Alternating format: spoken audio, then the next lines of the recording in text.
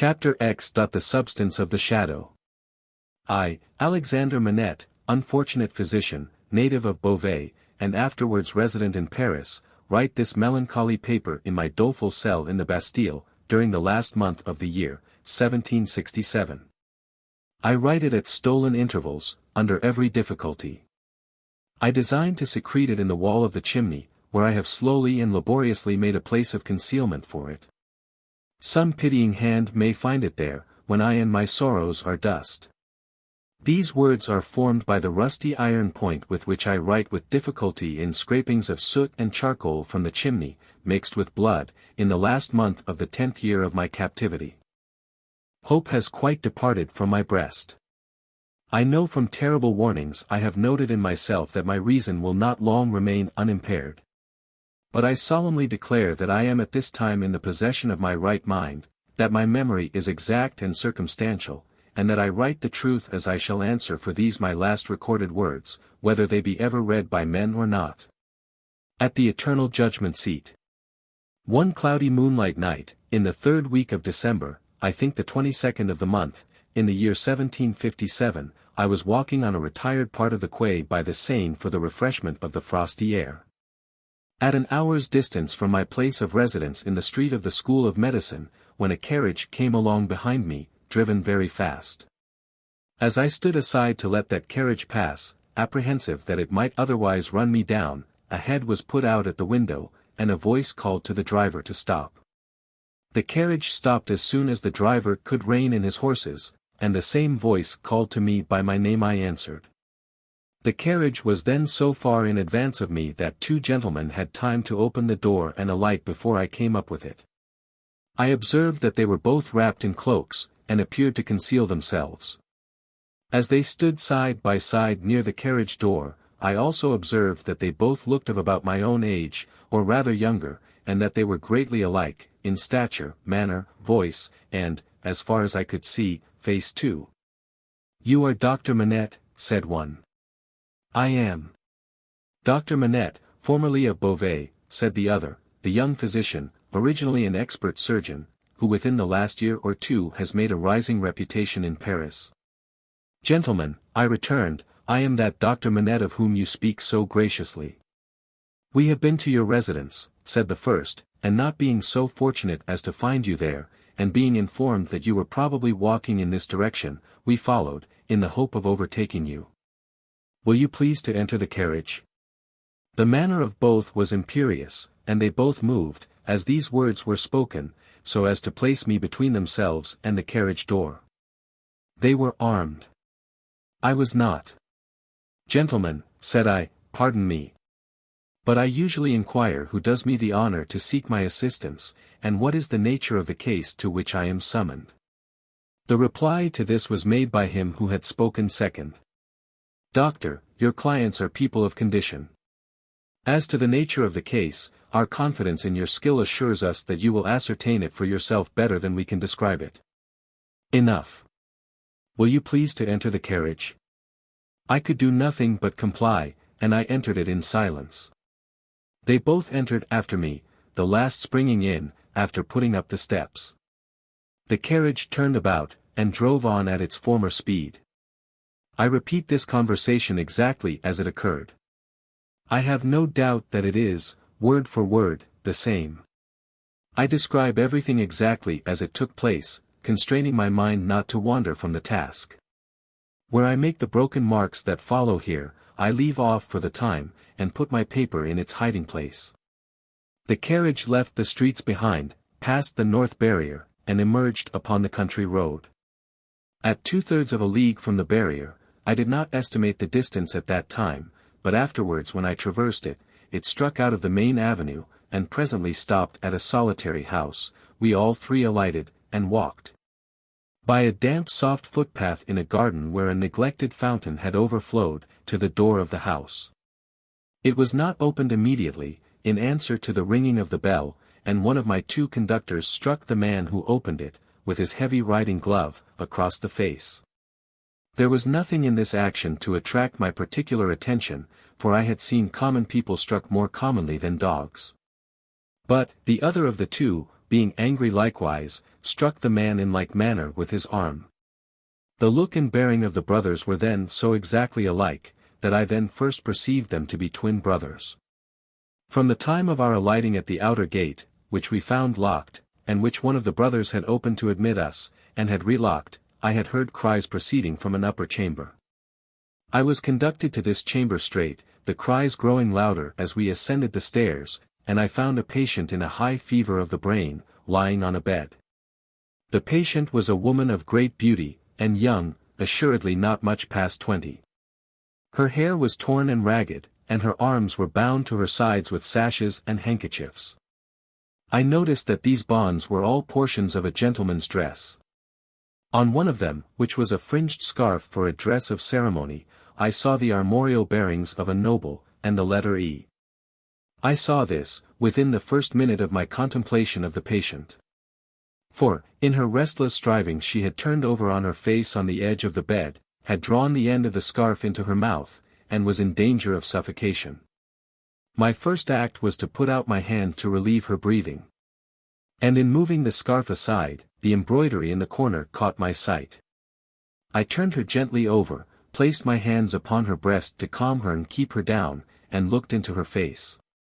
Her eyes were dilated and wild, and she constantly uttered piercing shrieks, and repeated the words, "My husband, my father, and my brother," and then counted up to 12, and said, "Hush."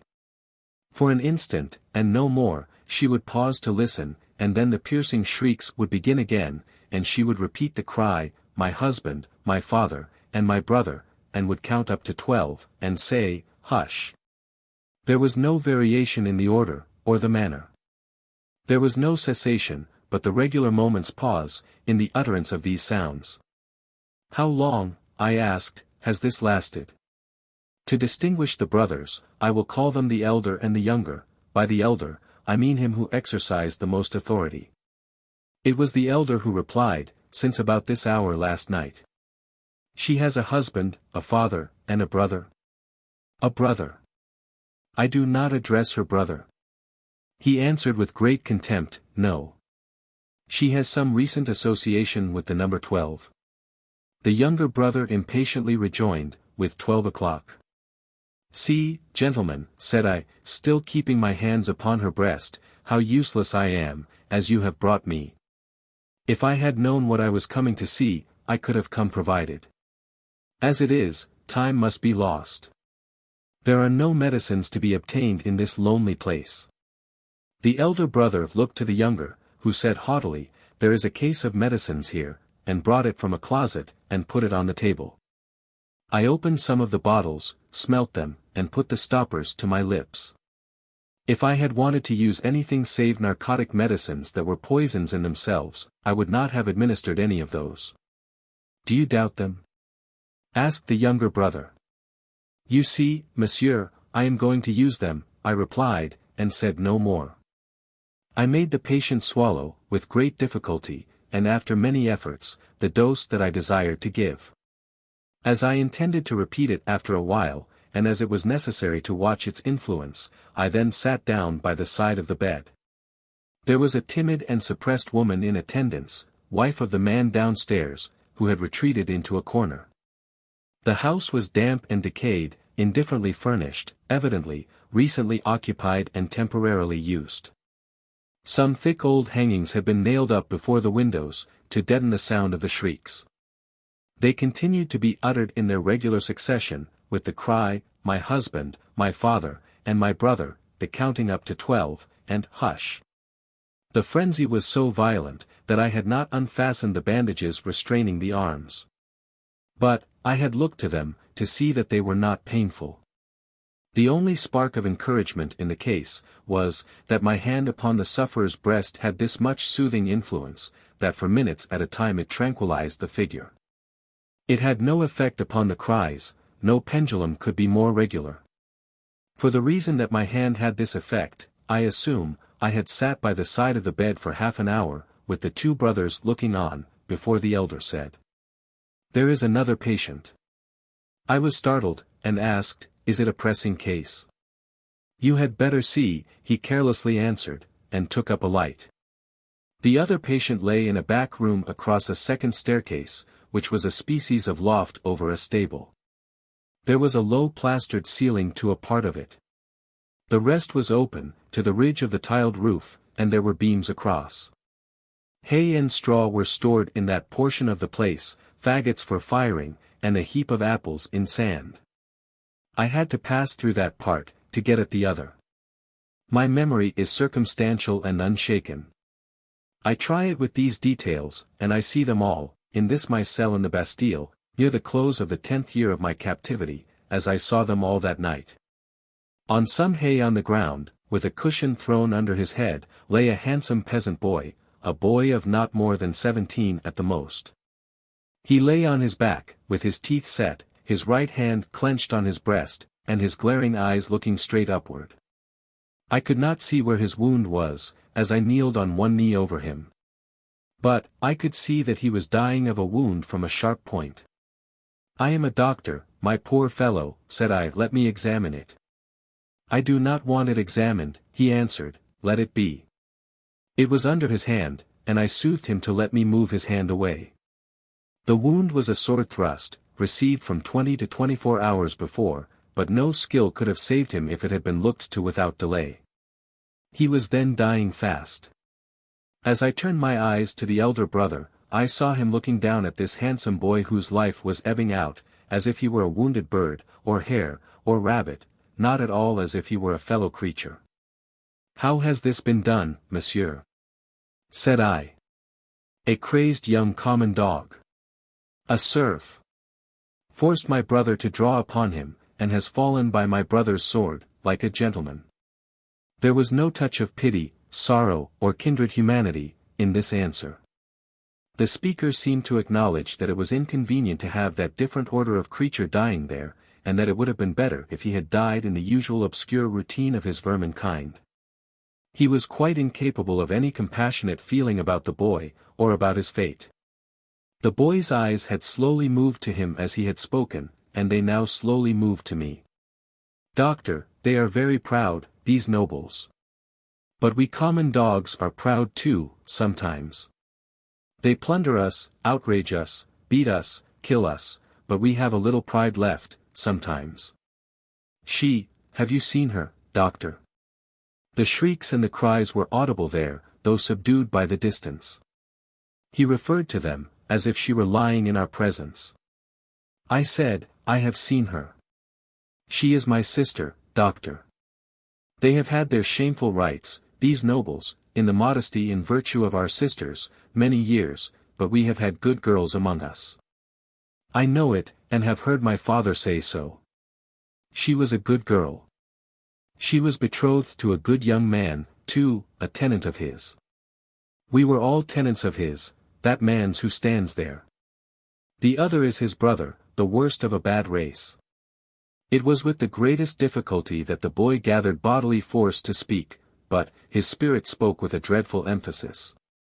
"We were so robbed by that man who stands there, as all we common dogs are by those superior beings, taxed by him without mercy, obliged to work for him without pay, obliged to grind our corn at his mill, obliged to feed scores of his tame birds on our wretched crops, and forbidden for our lives to keep a single tame bird of our own, pillaged and plundered to that degree that when we chanced to have a bit of meat, we ate it in fear.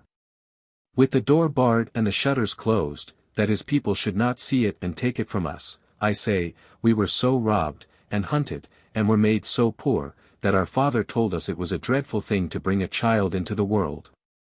And that what we should most pray for, was, that our women might be barren and our miserable race die out. I had never before seen the sense of being oppressed, bursting forth like a fire. I had supposed that it must be latent in the people somewhere, but, I had never seen it break out, until I saw it in the dying boy. Nevertheless, doctor, my sister married. He was ailing at that time, poor fellow, and she married her lover, that she might tend and comfort him in our cottage, our dog hut, as that man would call it. She had not been married many weeks, when that man's brother saw her and admired her, and asked that man to lend her to him, for what are husbands among us? He was willing enough, but my sister was good and virtuous, and hated his brother with a hatred as strong as mine. What did the two then, to persuade her husband to use his influence with her, to make her willing? The boy's eyes, which had been fixed on mine, slowly turned to the looker-on, and I saw in the two faces that all he said was true. The two opposing kinds of pride confronting one another, I can see, even in this Bastille. The gentleman's, all negligent indifference, the peasant's, all trodden-down sentiment, and passionate revenge. You know, doctor, that it is among the rights of these nobles to harness us common dogs to carts, and drive us. They so harnessed him and drove him. You know that it is among their rights to keep us in their grounds all night, quieting the frogs, in order that their noble sleep may not be disturbed. They kept him out in the unwholesome mists at night, and ordered him back into his harness in the day. But he was not persuaded. No. Taken out of harness one day at noon, to feed, if he could find food, he sobbed 12 times, once for every stroke of the bell, and died on her bosom. Nothing human could have held life in the boy but his determination to tell all his wrong. He forced back the gathering shadows of death, as he forced his clenched right hand to remain clenched, and to cover his wound. Then, with that man's permission and even with his aid, his brother took her away. In spite of what I know she must have told his brother, and what that is, will not be long unknown to you, doctor, if it is now, his brother took her away, for his pleasure and diversion, for a little while. I saw her pass me on the road.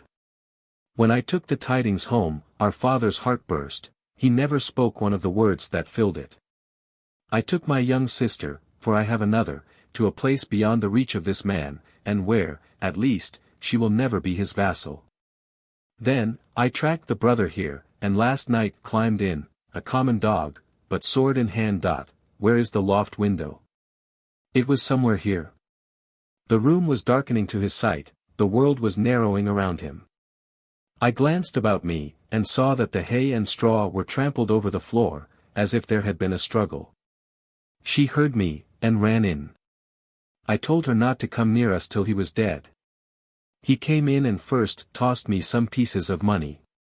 Then struck at me with a whip. But I, though a common dog, so struck at him as to make him draw. Let him break into as many pieces as he will, the sword that he stained with my common blood. He drew to defend himself, thrust at me with all his skill for his life. My glance had fallen, but a few moments before, on the fragments of a broken sword, lying among the hay. That weapon was a gentleman's. In another place, lay an old sword that seemed to have been a soldier's. Now, lift me up, doctor, lift me up. Where is he? He is not here, I said, supporting the boy, and thinking that he referred to the brother. Proud as these nobles are, he is afraid to see me. Where is the man who was here? Turn my face to him. I did so, raising the boy's head against my knee.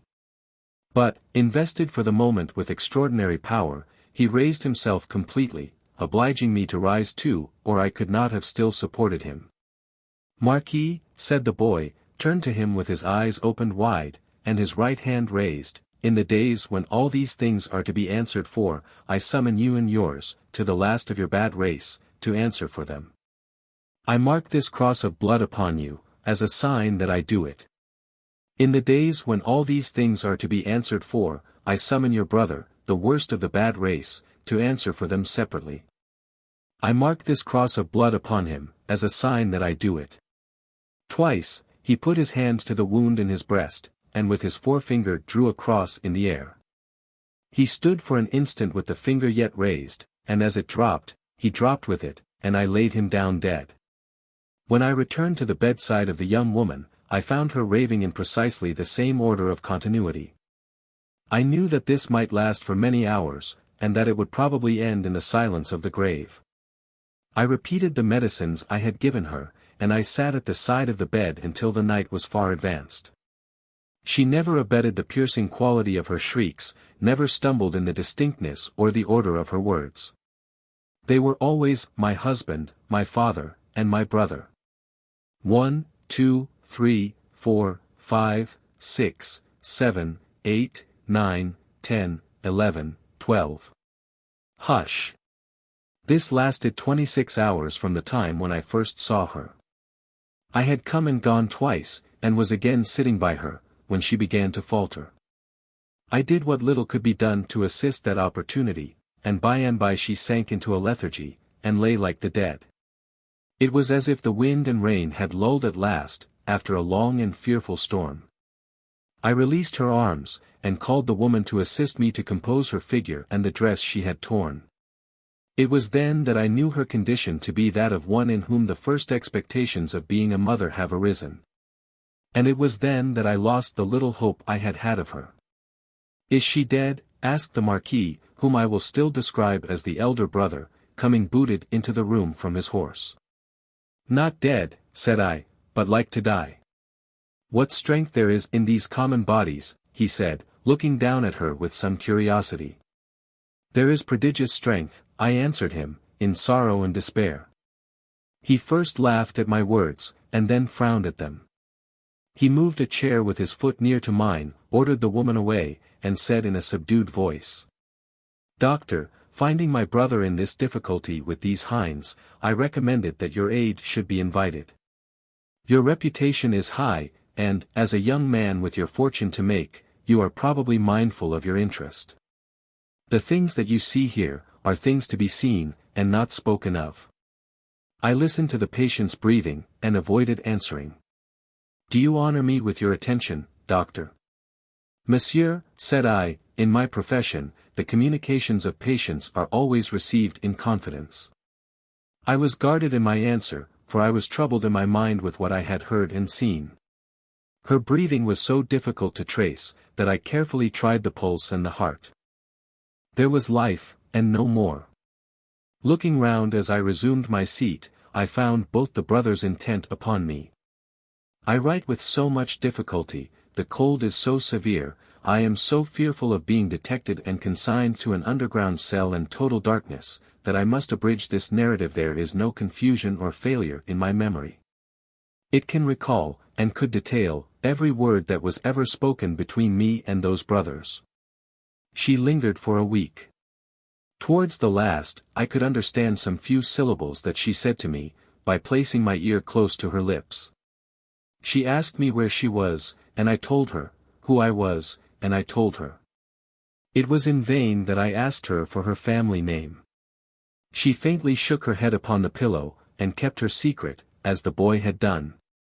I had no opportunity of asking her any question, until I had told the brothers she was sinking fast, and could not live another day. Until then, though no one was ever presented to her consciousness save the woman and myself, one or other of them had always jealously sat behind the curtain at the head of the bed when I was there.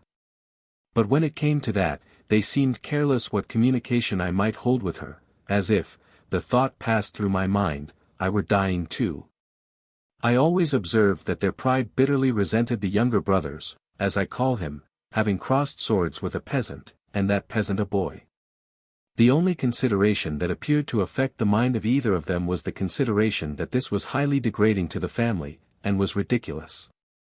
As often as I caught the younger brother's eyes, their expression reminded me that he disliked me deeply, for knowing what I knew from the boy.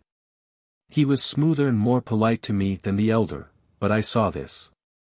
I also saw that I was an encumbrance in the mind of the elder, too.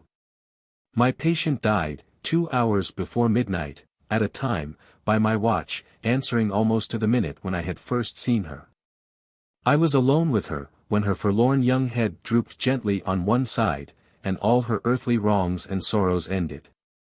The brothers were waiting in a room downstairs, impatient to ride away.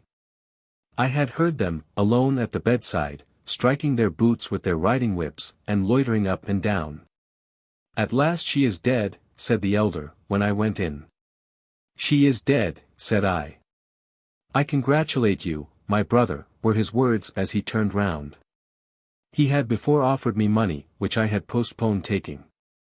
He now gave me a rouleau of gold. I took it from his hand, but laid it on the table. I had considered the question, and had resolved to accept nothing. "Pray excuse me," said I, "under the circumstances, no." They exchanged looks, but bent their heads to me as I bent mine to them, and we parted without another word on either side. I am weary, weary, weary, worn down by misery.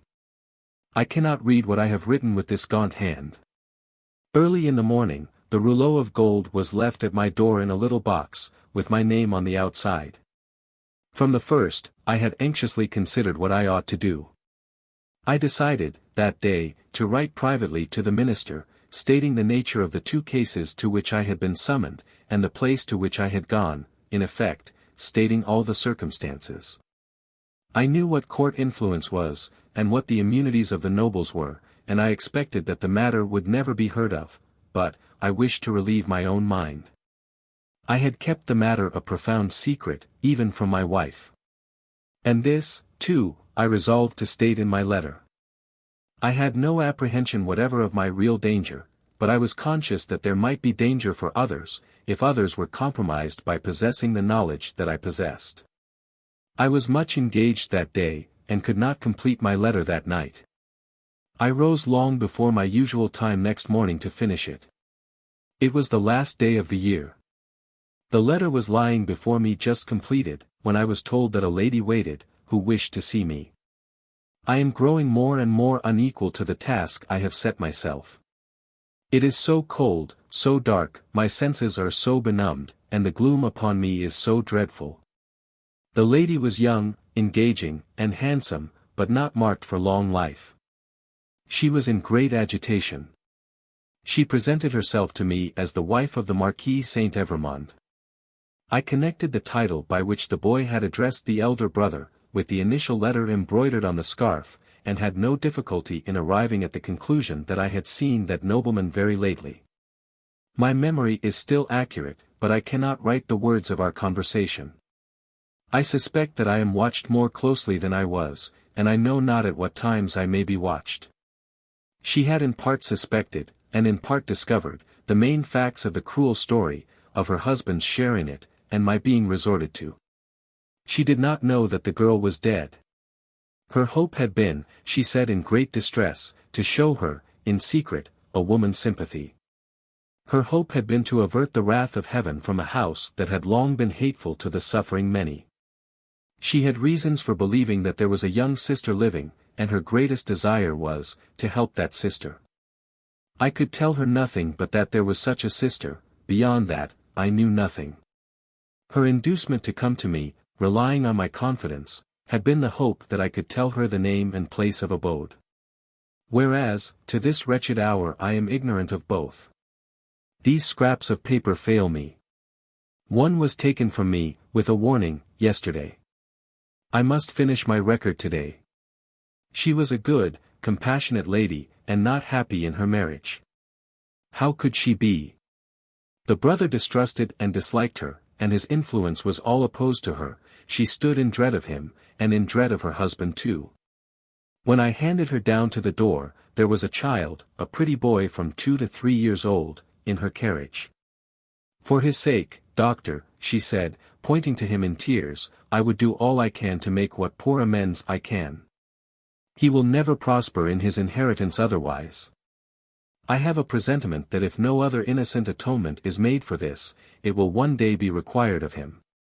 What I have left to call my own, it is little beyond the worth of a few jewels. I will make it the first charge of his life to bestow, with the compassion and lamenting of his dead mother, on this injured family, if the sister can be discovered. She kissed the boy, and said, caressing him, it is for thine own dear sake. Thou wilt be faithful, little Charles. The child answered her bravely, yes. I kissed her hand, and she took him in her arms, and went away caressing him. I never saw her more. As she had mentioned her husband's name in the faith that I knew it, I added no mention of it to my letter. I sealed my letter, and, not trusting it out of my own hands, delivered it myself that day. That night, the last night of the year, towards 9 o'clock, a man in a black dress rang at my gate, demanded to see me, and softly followed my servant, Ernest Defarge, a youth, upstairs. When my servant came into the room where I sat with my wife, O my wife, beloved of my heart, my fair young English wife, we saw the man, who was supposed to be at the gate, standing silent behind him. An urgent case in the Rue Saint-Honoré, he said. It would not detain me, he had a coach in waiting. It brought me here, it brought me to my grave. When I was clear of the house, a black muffler was drawn tightly over my mouth from behind, and my arms were pinioned. The two brothers crossed the road from a dark corner, and identified me with a single gesture. The Marquis took from his pocket the letter I had written, showed it me, burnt it in the light of a lantern that was held, and extinguished the ashes with his foot. Not a word was spoken. I was brought here, I was brought to my living grave. If it had pleased God to put it in the hard heart of either of the brothers, in all these frightful years, to grant me any tidings of my dearest wife, so much as to let me know by a word whether alive or dead, I might have thought that he had not quite abandoned them. But, now I believe that the mark of the Red Cross is fatal to them, and that they have no part in his mercies. And them and their descendants, to the last of their race, I, Alexander Manette, unhappy prisoner, do this last night of the year 1767, in my unbearable agony, denounce to the times when all these things shall be answered for. I denounce them to heaven and to earth. A terrible sound arose when the reading of this document was done. A sound of craving and eagerness that had nothing articulate in it but blood. The narrative called up the most revengeful passions of the time, and there was not a head in the nation but must have dropped before it. Little need, in presence of that tribunal and that auditory, to show how the Defarges had not made the paper public, with the other captured Bastille memorials borne in procession, and had kept it, biding their time. Little need to show that this detested family name had long been anathematized by Saint Antoine, and was wrought into the fatal register. The man never trod ground whose virtues and services would have sustained him in that place that day, against such denunciation. And all the worse for the doomed man, that the denouncer was a well-known citizen, his own attached friend, the father of his wife. One of the frenzied aspirations of the populace was, for imitations of the questionable public virtues of antiquity, and for sacrifices and self-immolations on the people's altar.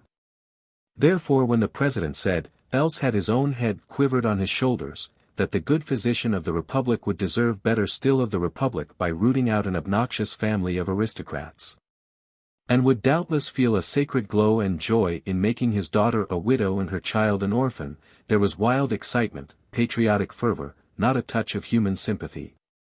Much influence around him, has that doctor, murmured Madame Defarge, smiling to the vengeance. Save him now, my doctor, save him. At every juryman's vote, there was a roar. Another and another. Roar and roar. Unanimously voted. At heart and by descent an aristocrat, an enemy of the Republic, a notorious oppressor of the people. Back to the conciergerie, and death within 24 hours. Chapter 11. Dusk. The wretched wife of the innocent man thus doomed to die, fell under the sentence, as if she had been mortally stricken. But, she uttered no sound. And so strong was the voice within her, representing that it was she of all the world who must uphold him in his misery and not augment it, that it quickly raised her, even from that shock. The judges having to take part in a public demonstration out of doors, the tribunal adjourned. The quick noise and movement of the court's emptying itself by many passages had not ceased, when Lucy stood stretching out her arms towards her husband, with nothing in her face but love and consolation. If I might touch him. If I might embrace him once. Oh, good citizens, if you would have so much compassion for us. There was but a jailer left, along with 2 of the 4 men who had taken him last night, and Barsad. The people had all poured out to the show in the streets. Barsad proposed to the rest, let her embrace him then, it is but a moment.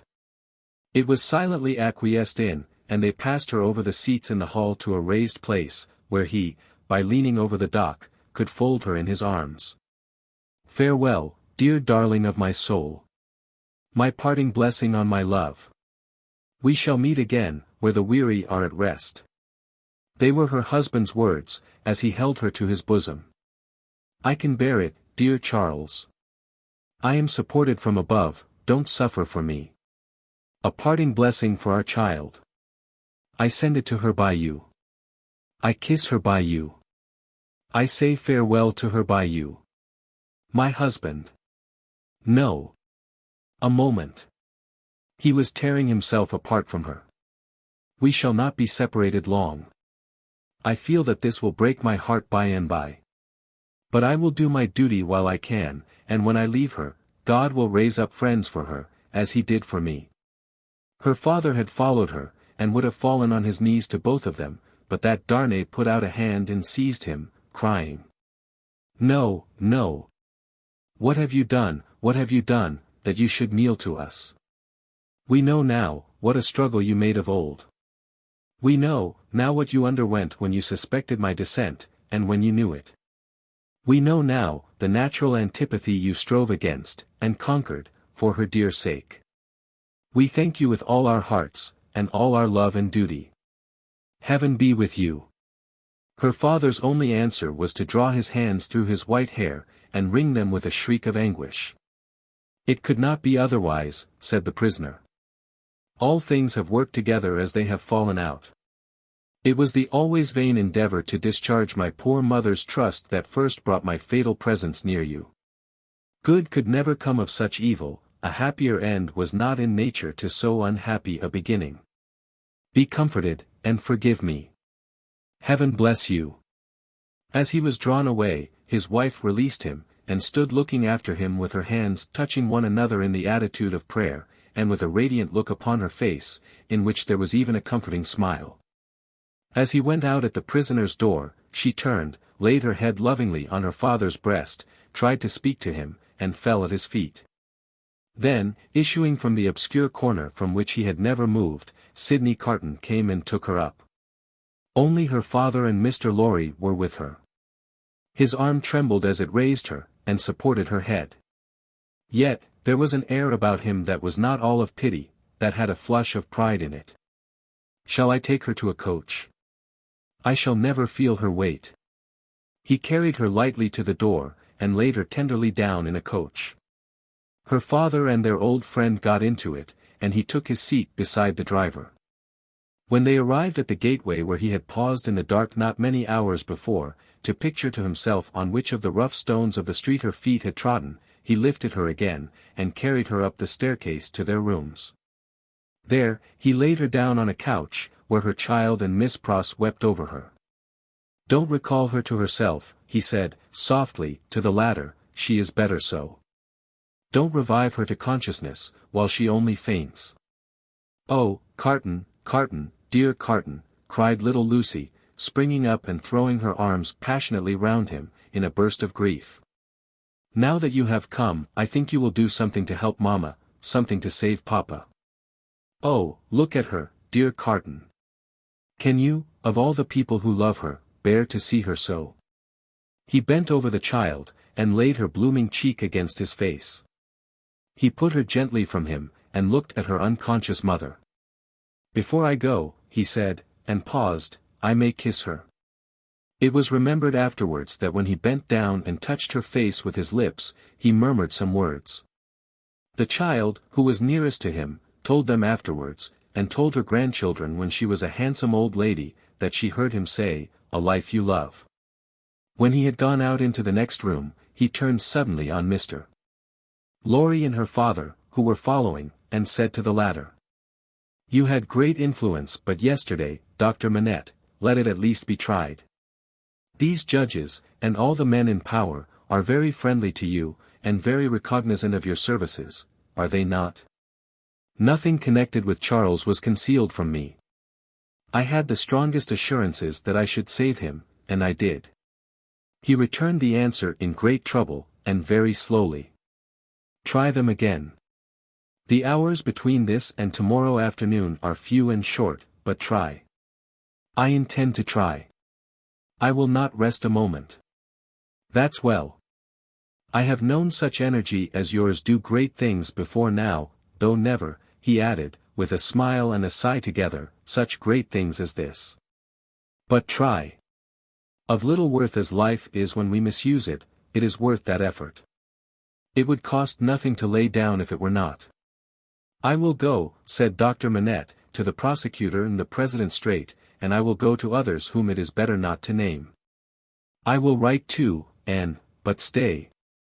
There is a celebration in the streets, and no one will be accessible until dark. That's true. Well. It is a forlorn hope at the best, and not much the forlorner for being delayed till dark. I should like to know how you speed, though, mind. I expect nothing. When are you likely to have seen these dread powers, Dr. Manette? Immediately after dark, I should hope. Within an hour or two from this. It will be dark soon after 4. Let us stretch the hour or two. If I go to Mr. Lorry's at 9, shall I hear what you have done, either from our friend or from yourself? Yes. May you prosper.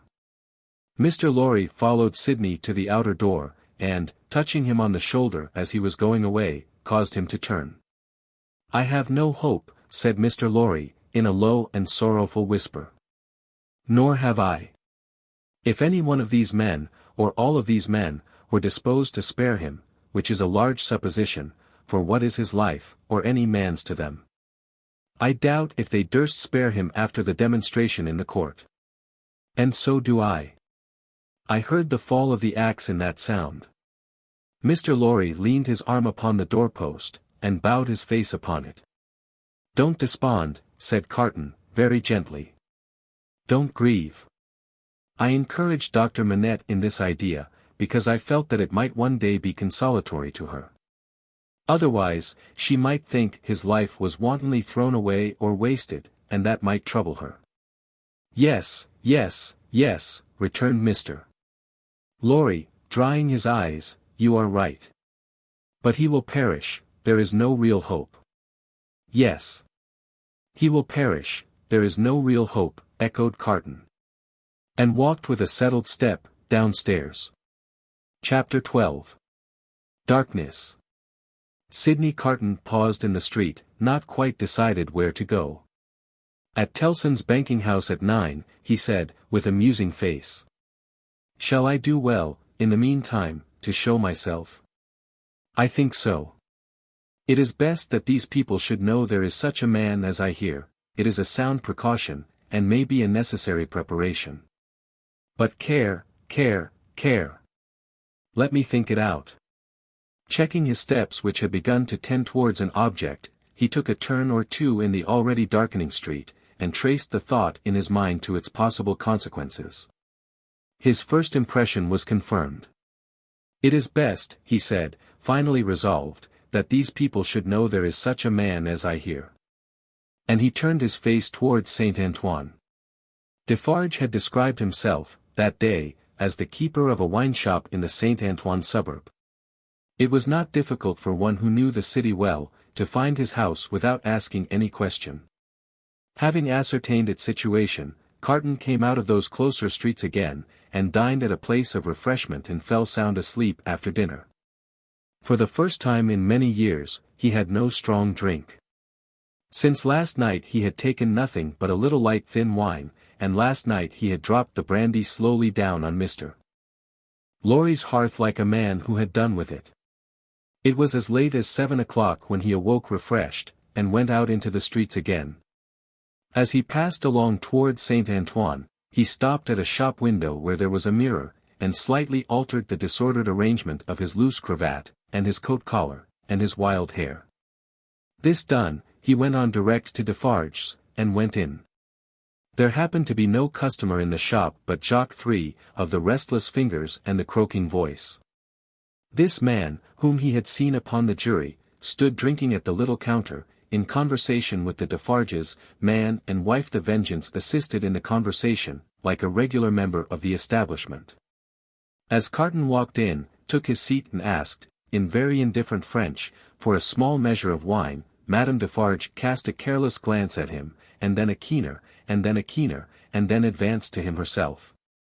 And asked him what it was he had ordered. He repeated what he had already said. English? Asked Madame Defarge, inquisitively raising her dark eyebrows. After looking at her, as if the sound of even a single French word were slow to express itself to him, he answered, in his former strong foreign accent. Yes, madam, yes. I am English.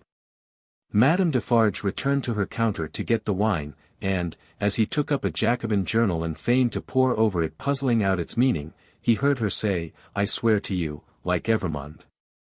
Defarge brought him the wine, and gave him good evening. "How? Good evening." "Oh. Good evening, citizen," filling his glass. "Ah. And good wine. I drink to the Republic." Defarge went back to the counter, and said, "Certainly, a little like." Madame sternly retorted, "I tell you a good deal like." XIII pacifically remarked, "He is so much in your mind, see you, madam." The amiable Vengeance added, with a laugh, "Yes, my faith. And you are looking forward with so much pleasure to seeing him once more tomorrow." Carton followed the lines and words of his paper, with a slow forefinger, and with a studious and absorbed face. They were all leaning their arms on the counter close together, speaking low. After a silence of a few moments, during which they all looked towards him without disturbing his outward attention from the Jacobin editor, they resumed their conversation. "It is true what Madame says," observed XIII. "Why stop? There is great force in that. Why stop?" Well, reasoned Defarge, "but one must stop somewhere. After all, the question is still where." "At extermination," said Madame. "Magnificent," croaked XIII. The Vengeance, also, highly approved. "Extermination is good doctrine, my wife," said Defarge, rather troubled. "In general, I say nothing against it.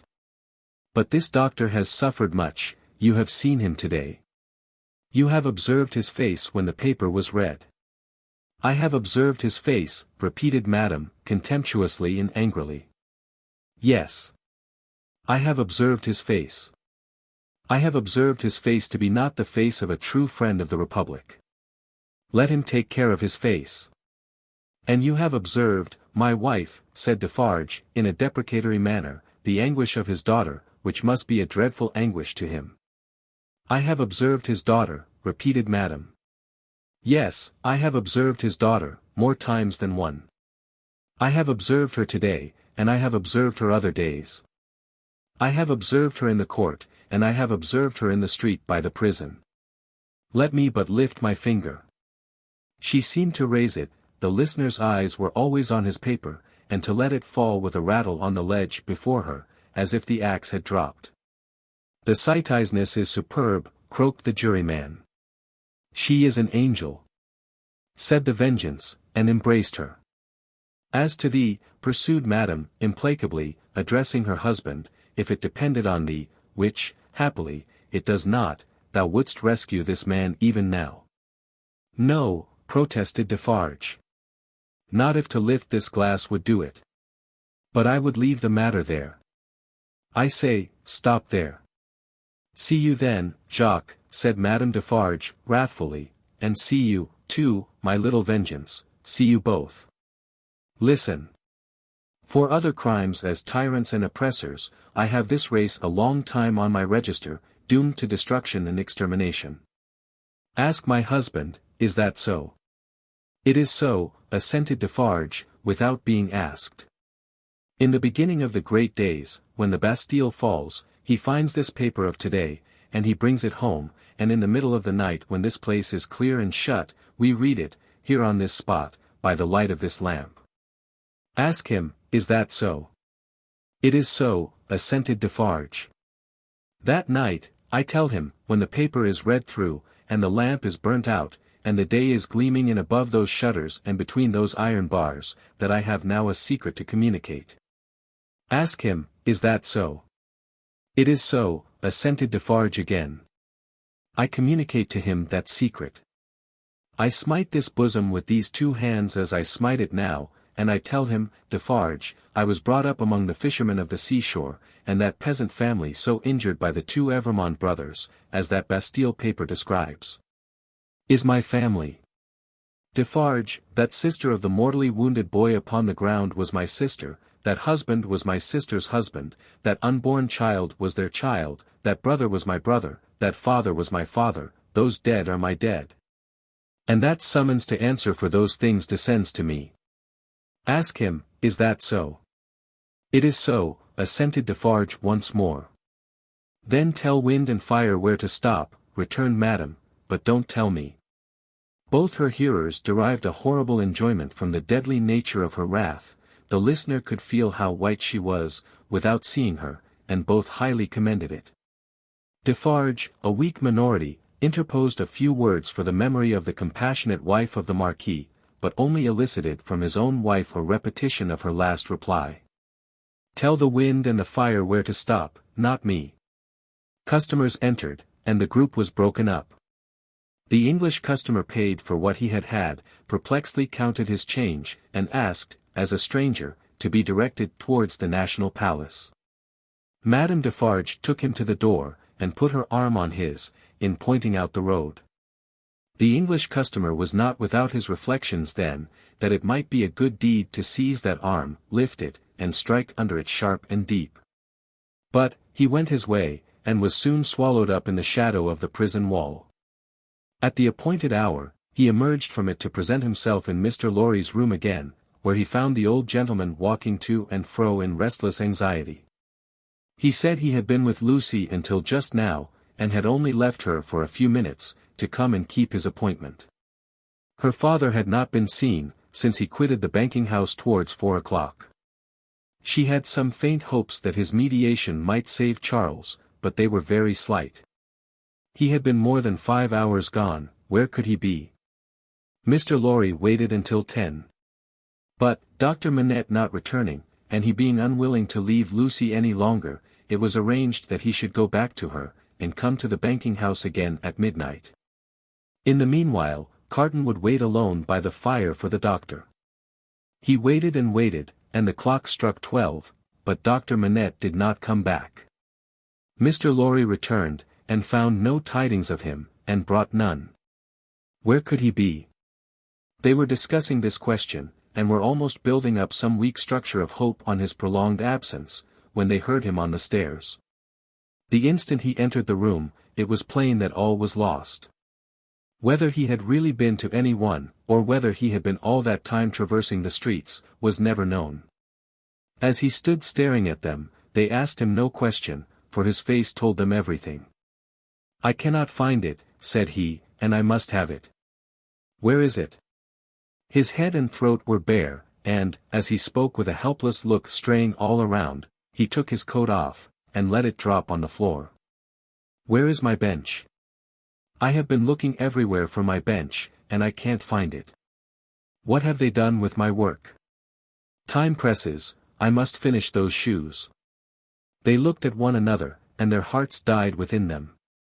Come, come, said he, in a whimpering miserable way, let me get to work. Give me my work. Receiving no answer, he tore his hair, and beat his feet upon the ground, like a distracted child. Don't torture a poor forlorn wretch, he implored them, with a dreadful cry, but give me my work. What is to become of us, if those shoes are not done tonight? Lost, utterly lost. It was so clearly beyond hope to reason with him, or try to restore him, that, as if by agreement, they each put a hand upon his shoulder, and soothed him to sit down before the fire, with a promise that he should have his work presently. He sank into the chair, and brooded over the embers, and shed tears. As if all that had happened since the garret time were a momentary fancy, or a dream, Mr. Lorry saw him shrink into the exact figure that Defarge had had in keeping. Affected, and impressed with terror as they both were, by this spectacle of ruin, it was not a time to yield to such emotions. His lonely daughter, bereft of her final hope and reliance, appealed to them both too strongly. Again, as if by agreement, they looked at one another with one meaning in their faces. Carton was the first to speak. The last chance is gone, it was not much. Yes, he had better be taken to her. But, before you go, will you, for a moment, steadily attend to me? Don't ask me why I make the stipulations I am going to make, and exact the promise I am going to exact. I have a reason, a good one. I do not doubt it, answered Mr. Lorry. Say on. The figure in the chair between them, was all the time monotonously rocking itself to and fro, and moaning. They spoke in such a tone as they would have used if they had been watching by a sick bed in the night. Carton stooped to pick up the coat, which lay almost entangling his feet. As he did so, a small case in which the doctor was accustomed to carry the lists of his day's duties, fell lightly on the floor. Carton took it up, and there was a folded paper in it. "We should look at this," he said. Mr. Lorry nodded his consent. He opened it, and exclaimed, "Thank God." "What is it?" asked Mr. Lorry, eagerly. "A moment. Let me speak of it in its place." First, he put his hand in his coat, and took another paper from it, "That is the certificate which enables me to pass out of this city. Look at it. You see, Sydney Carton, an Englishman. Mr. Lorry held it open in his hand, gazing in his earnest face. "Keep it for me until tomorrow. I shall see him tomorrow, you remember, and I had better not take it into the prison." "Why not?" "I don't know, I prefer not to do so. Now, take this paper that Dr. Manette has carried about him. It is a similar certificate, enabling him and his daughter and her child, at any time, to pass the barrier and the frontier. You see?" "Yes. Perhaps he obtained it as his last and utmost precaution against evil, yesterday." "When is it dated?" "But no matter, don't stay to look, put it up carefully with mine and your own. Now, observe. I never doubted until within this hour or two, that he had, or could have such a paper. It is good, until recalled. But it may be soon recalled, and, I have reason to think, will be. They are not in danger. They are in great danger. They are in danger of denunciation by Madame Defarge. I know it from her own lips. I have overheard words of that woman's, tonight, which have presented their danger to me in strong colours. I have lost no time, and since then, I have seen the spy. He confirms me.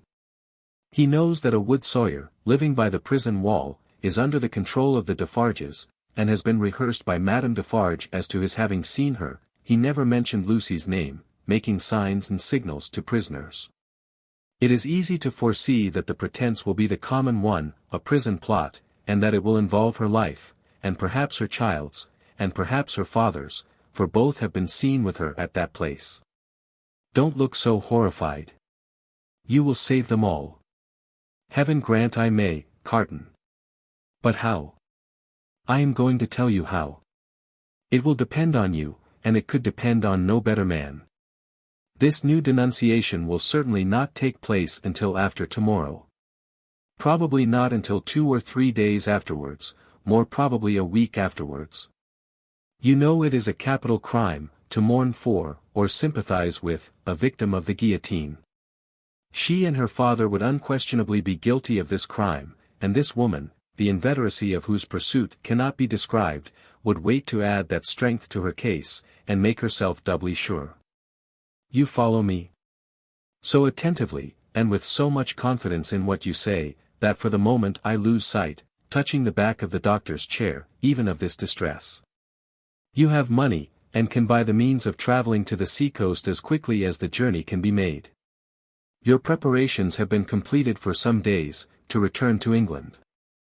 Early tomorrow have your horses ready, so that they may be in starting trim at 2 o'clock in the afternoon. It shall be done. His manner was so fervent and inspiring, that Mr. Lorry caught the flame, and was as quick as youth. You are a noble heart. Did I say we could depend upon no better man? Tell her, tonight, what you know of her danger as involving her child and her father. Dwell upon that, for she would lay her own fair head beside her husband's cheerfully. He faltered for an instant, then went on as before. For the sake of her child and her father, press upon her the necessity of leaving Paris, with them and you, at that hour. Tell her that it was her husband's last arrangement. Tell her that more depends upon it than she dare believe, or hope.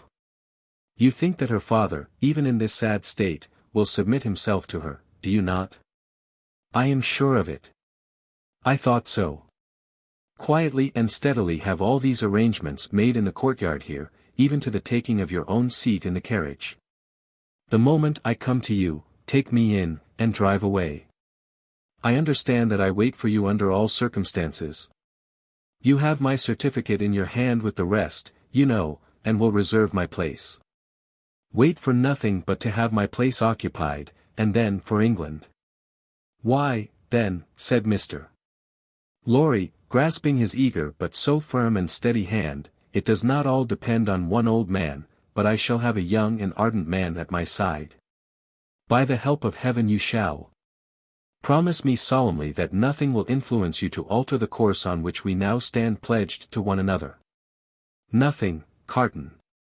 Remember these words tomorrow, change the course, or delay in it, for any reason, and no life can possibly be saved, and many lives must inevitably be sacrificed. I will remember them. I hope to do my part faithfully. And I hope to do mine. Now, good-bye.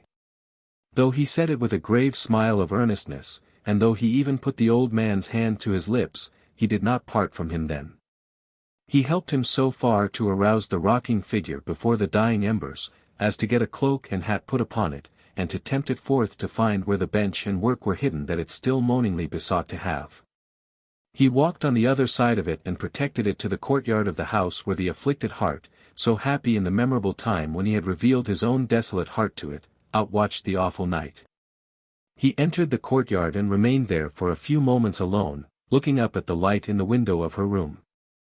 Before he went away, he breathed a blessing towards it, and a farewell. Chapter 13. 52. In the black prison of the conciergerie, the doomed of the day awaited their fate. They were in number as the weeks of the year. 52 were to roll that afternoon on the life tide of the city to the boundless everlasting sea. Before their cells were quit of them, new occupants were appointed. Before their blood ran into the blood spilled yesterday, the blood that was to mingle with theirs tomorrow was already set apart. 212 were told off.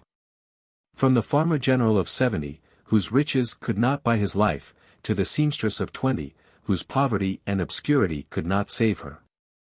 Physical diseases, engendered in the vices and neglects of men, will seize on victims of all degrees.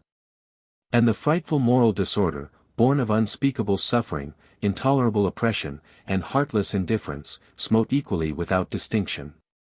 Charles Darnay, alone in a cell, had sustained himself with no flattering delusion since he came to it from the tribunal.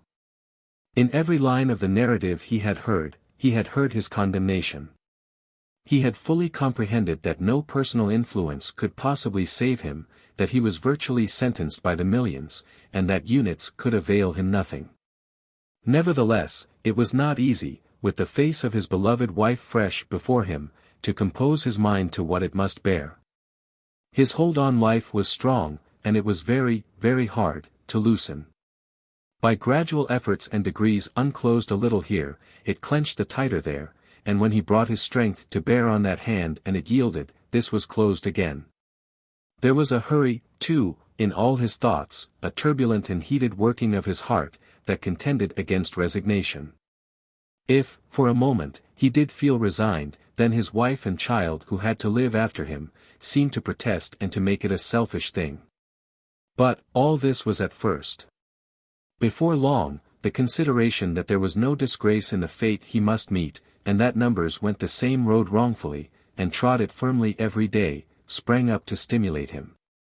Next followed the thought that much of the future peace of mind enjoyable by the dear ones, depended on his quiet fortitude.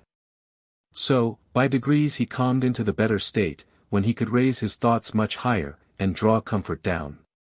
Before it had set in dark on the night of his condemnation, he had travelled thus far on his last way.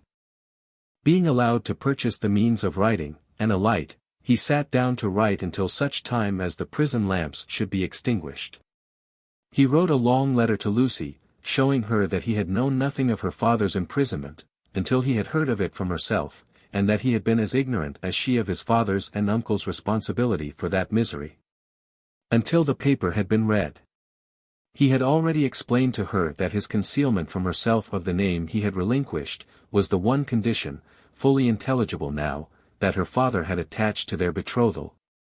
And was the one promise he had still exacted on the morning of their marriage.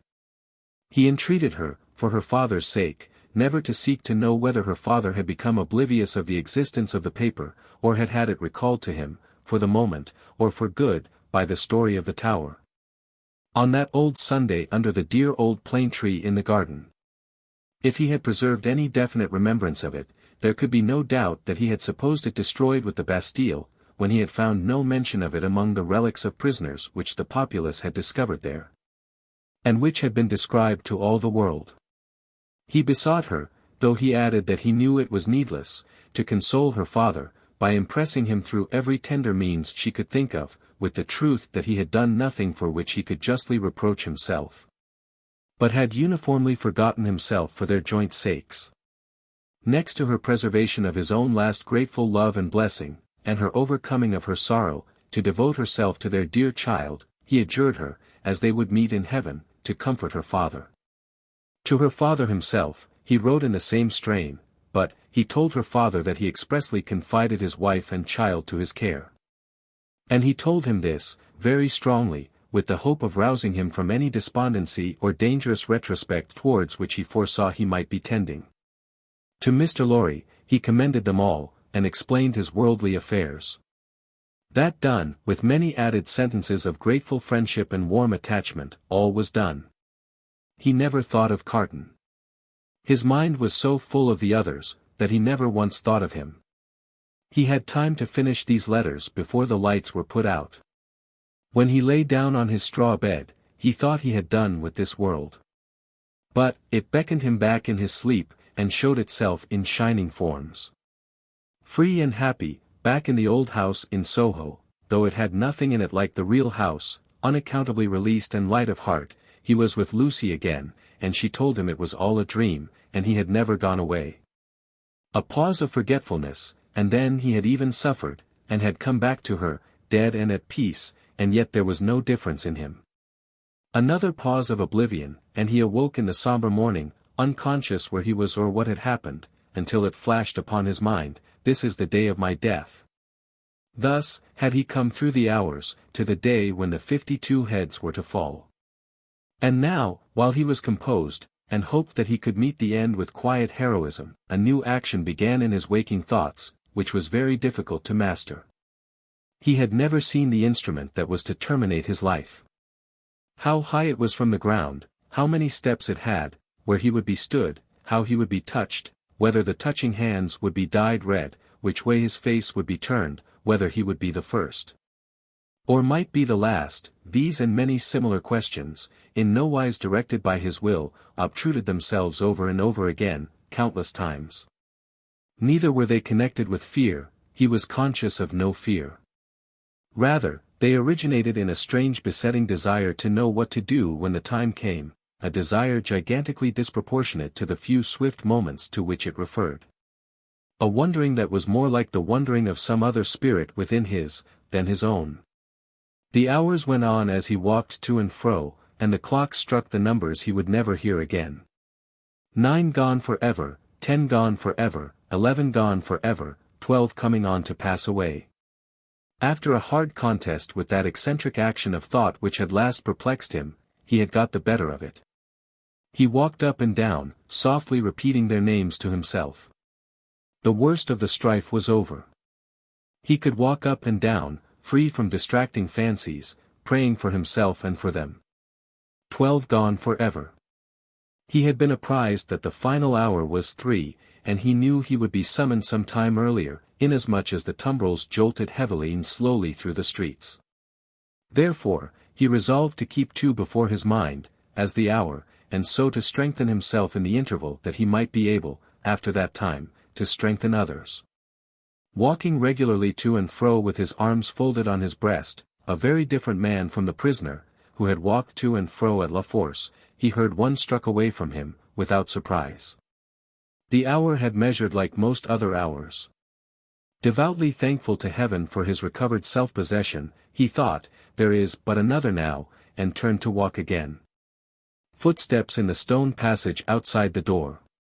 He stopped. The key was put in the lock, and turned. Before the door was opened, or as it opened, a man said in a low voice, in English, "He has never seen me here, I have kept out of his way. Go you in alone, I wait near. Lose no time. The door was quickly opened and closed, and there stood before him face to face, quiet, intent upon him, with the light of a smile on his features, and a cautionary finger on his lip, Sydney Carton. There was something so bright and remarkable in his look, that, for the first moment, the prisoner misdoubted him to be an apparition of his own imagining. But, he spoke, and it was his voice, he took the prisoner's hand, and it was his real grasp. Of all the people upon earth, you least expected to see me, he said. I could not believe it to be you. I can scarcely believe it now. You are not, the apprehension came suddenly into his mind, a prisoner. No. I am accidentally possessed of a power over one of the keepers here, and in virtue of it I stand before you. I come from her, your wife, dear Darnay. The prisoner wrung his hand. I bring you a request from her. What is it? A most earnest, pressing, and emphatic entreaty, addressed to you in the most pathetic tones of the voice so dear to you, that you well remember. The prisoner turned his face partly aside. You have no time to ask me why I bring it, or what it means, I have no time to tell you. You must comply with it, take off those boots you wear, and draw on these of mine. There was a chair against the wall of the cell, behind the prisoner. Carton, pressing forward, had already, with the speed of lightning, got him down into it, and stood over him, barefoot. Draw on these boots of mine. Put your hands to them, put your will to them. Quick! Carton, there is no escaping from this place, it never can be done. You will only die with me. It is madness. It would be madness if I asked you to escape, but do I? When I ask you to pass out at that door, tell me it is madness and remain here. Change that cravat for this of mine, that coat for this of mine. While you do it, let me take this ribbon from your hair, and shake out your hair like this of mine. With wonderful quickness, and with a strength both of will and action, that appeared quite supernatural, he forced all these changes upon him. The prisoner was like a young child in his hands. Carton. Dear Carton. It is madness. It cannot be accomplished, it never can be done, it has been attempted, and has always failed. I implore you not to add your death to the bitterness of mine. Do I ask you, my dear Darnay, to pass the door? When I ask that, refuse. There are pen and ink and paper on this table. Is your hand steady enough to write? It was when you came in. Steady it again, and write what I shall dictate. Quick, friend, quick. Pressing his hand to his bewildered head, Darnay sat down at the table. Carton, with his right hand in his breast, stood close beside him. Write exactly as I speak. To whom do I address it? To no one. Carton still had his hand in his breast. Do I date it? No. The prisoner looked up, at each question. Carton, standing over him with his hand in his breast, looked down. If you remember, said Carton, dictating, the words that passed between us, long ago, you will readily comprehend this when you see it. You do remember them, I know. It is not in your nature to forget them. He was drawing his hand from his breast, the prisoner chancing to look up in his hurried wonder as he wrote, the hand stopped, closing upon something. Have you written, forget them? Carton asked. I have. Is that a weapon in your hand? No. I am not armed. What is it in your hand? You shall know directly. Write on, there are but a few words more. He dictated again. I am thankful that the time has come when I can prove them. That I do so is no subject for regret or grief.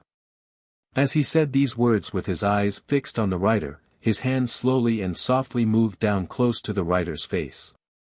The pen dropped from Darnay's fingers on the table, and he looked about him vacantly. What vapor is that? He asked. Vapor? Something that crossed me. I am conscious of nothing, there can be nothing here. Take up the pen and finish. Hurry, hurry. As if his memory were impaired, or his faculties disordered, the prisoner made an effort to rally his attention. As he looked at Carton with clouded eyes and with an altered manner of breathing, Carton, his hand again in his breast, looked steadily at him. "Hurry, hurry." The prisoner bent over the paper, once more. If it had been otherwise. Carton's hand was again watchfully and softly stealing down. I never should have used the longer opportunity. If it had been otherwise, the hand was at the prisoner's face, I should but have had so much the more to answer for.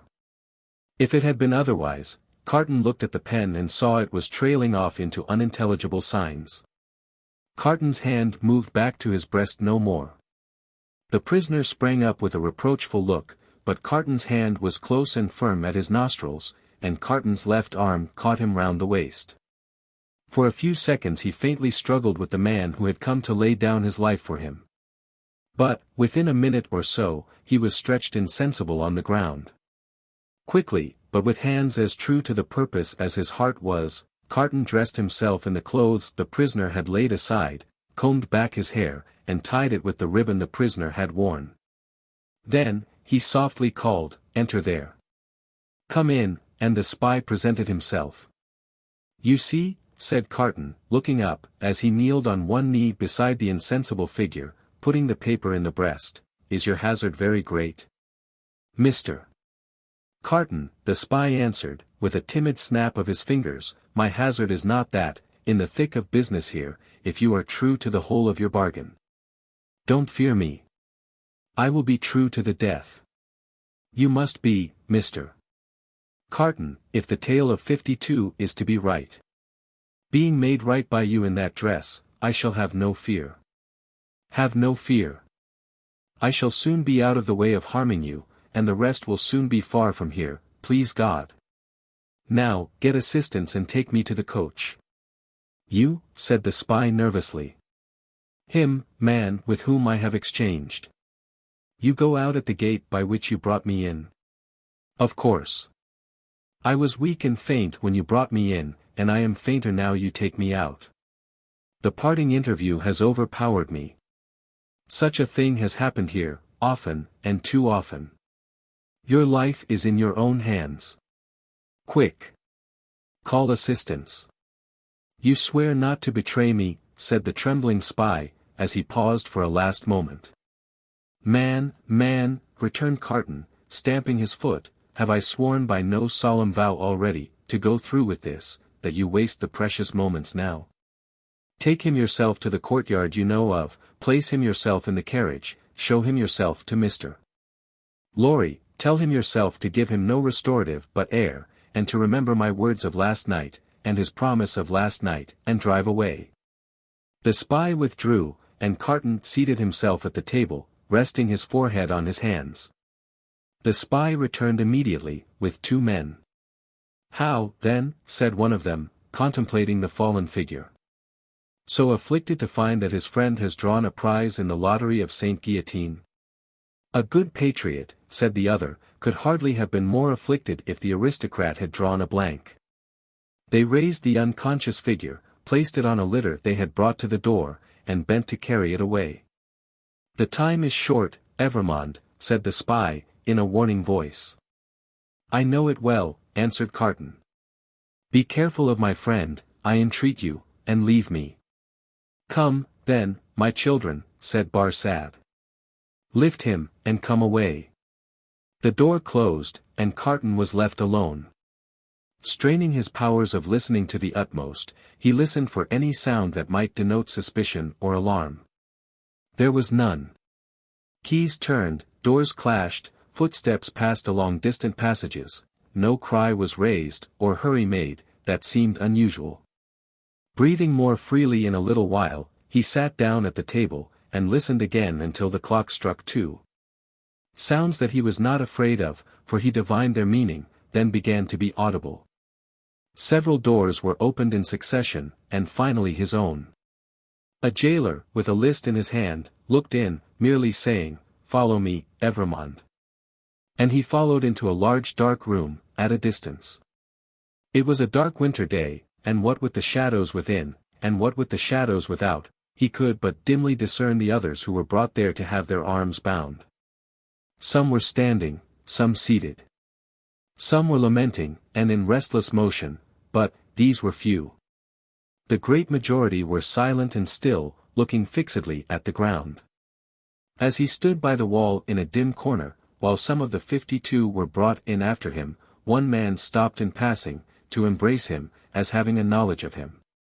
It thrilled him with a great dread of discovery, but the man went on. A very few moments after that, a young woman, with a slight girlish form, a sweet spare face in which there was no vestige of color, and large widely open patient eyes, rose from the seat where he had observed her sitting, and came to speak to him. "Citizen Evrémonde," she said, touching him with her cold hand. "I am a poor little seamstress, who was with you in La Force." He murmured for answer, "True. I forget what you were accused of." "Plots. Though the just heaven knows that I am innocent of any." "Is it likely? Who would think of plotting with a poor little weak creature like me?" The forlorn smile with which she said it, so touched him, that tears started from his eyes. "I am not afraid to die, Citizen Evrémonde, but I have done nothing. I am not unwilling to die, if the Republic which is to do so much good to us poor, will profit by my death, but I do not know how that can be, Citizen Evrémonde. Such a poor weak little creature. As the last thing on earth that his heart was to warm and soften to, it warmed and softened to this pitiable girl. I heard you were released, Citizen Evrémonde. I hoped it was true. It was. But, I was again taken and condemned. If I may ride with you, Citizen Evrémonde, will you let me hold your hand? I am not afraid, but I am little and weak, and it will give me more courage." As the patient eyes were lifted to his face, he saw a sudden doubt in them, and then astonishment. He pressed the work-worn, hunger-worn young fingers, and touched his lips. "Are you dying for him?" she whispered. "And his wife and child?" "Hush. Yes. Oh, you will let me hold your brave hand, stranger." "Hush. Yes, my poor sister, to the last. The same shadows that are falling on the prison, are falling, in that same hour of the early afternoon, on the barrier with the crowd about it, when a coach going out of Paris drives up to be examined. Who goes here? Whom have we within? Papers. The papers are handed out, and read. Alexandre Manette. Physician. French. Which is he? This is he, this helpless, inarticulately murmuring, wandering old man pointed out.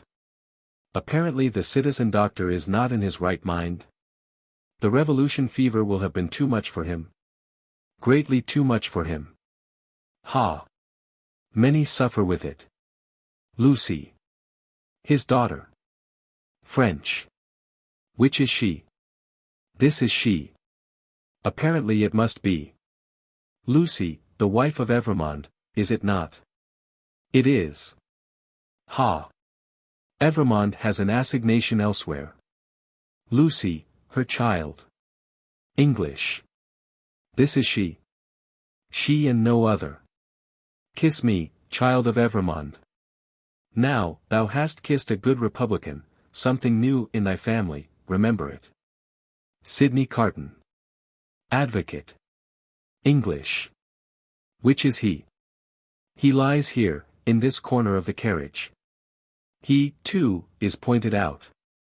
Apparently the English advocate is in a swoon. It is hoped he will recover in the fresher air. It is represented that he is not in strong health, and has separated sadly from a friend who is under the displeasure of the Republic. Is that all? It is not a great deal, that. Many are under the displeasure of the Republic, and must look out at the little window. Jarvis Lorry. Banker. English. Which is he? I am he. Necessarily, being the last. It is Jarvis Lorry who has replied to all the previous questions. It is Jarvis Lorry who has alighted and stands with his hand on the coach door, replying to a group of officials. They leisurely walk round the carriage and leisurely mount the box, to look at what little luggage it carries on the roof. The country people hanging about, press nearer to the coach doors and greedily stare in. A little child, carried by its mother, has its short arm held out for it, that it may touch the wife of an aristocrat who has gone to the guillotine. Behold your papers, Jarvis Lorry, countersigned. One can depart, citizen. One can depart. Forward, my postilions. A good journey. I salute you, citizens. And the first danger past. These are again the words of Jarvis Lorry, as he clasps his hands, and looks upward.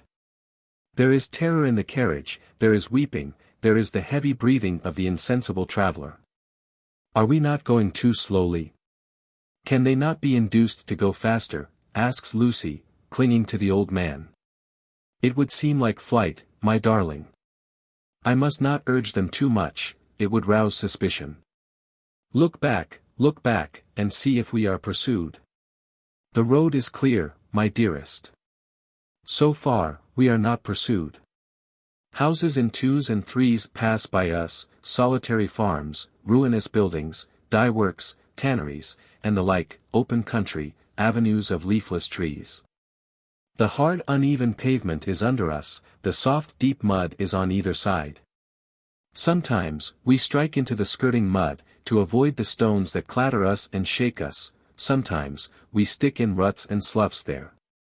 The agony of our impatience is then so great, that in our wild alarm and hurry we are for getting out and running, hiding, doing anything but stopping. Out of the open country, in again among ruinous buildings, solitary farms, dye works, tanneries, and the like, cottages in twos and threes, avenues of leafless trees. Have these men deceived us, and taken us back by another road? Is not this the same place twice over? Thank heaven, no a village. Look back, and see if we are pursued. Hush! The posting house. Leisurely, our 4 horses are taken out. Leisurely, the coach stands in the little street, bereft of horses, and with no likelihood upon it of ever moving again. Leisurely, the new horses come into visible existence, one by one. Leisurely, the new postilions follow, sucking and plaiting the lashes of their whips. Leisurely, the old postilions count their money, make wrong additions, and arrive at dissatisfied results. All the time, our overfraught hearts are beating at a rate that would far outstrip the fastest gallop of the fastest horses ever foaled. At length the new postilions are in their saddles, and the old are left behind. We are through the village, up the hill, and down the hill, and on the low watery grounds. Suddenly, the postilions exchange speech with animated gesticulation, and the horses are pulled up, almost on their haunches. We are pursued. Ho! Within the carriage there. Speak then. What is it? Asks Mr. Lorry, looking out at window. How many did they say? I do not understand you. At the last post. How many to the guillotine today? 52. I said so. A brave number. My fellow citizen here would have it 42, 10 more heads are worth having. The guillotine goes handsomely. I love it. High forward.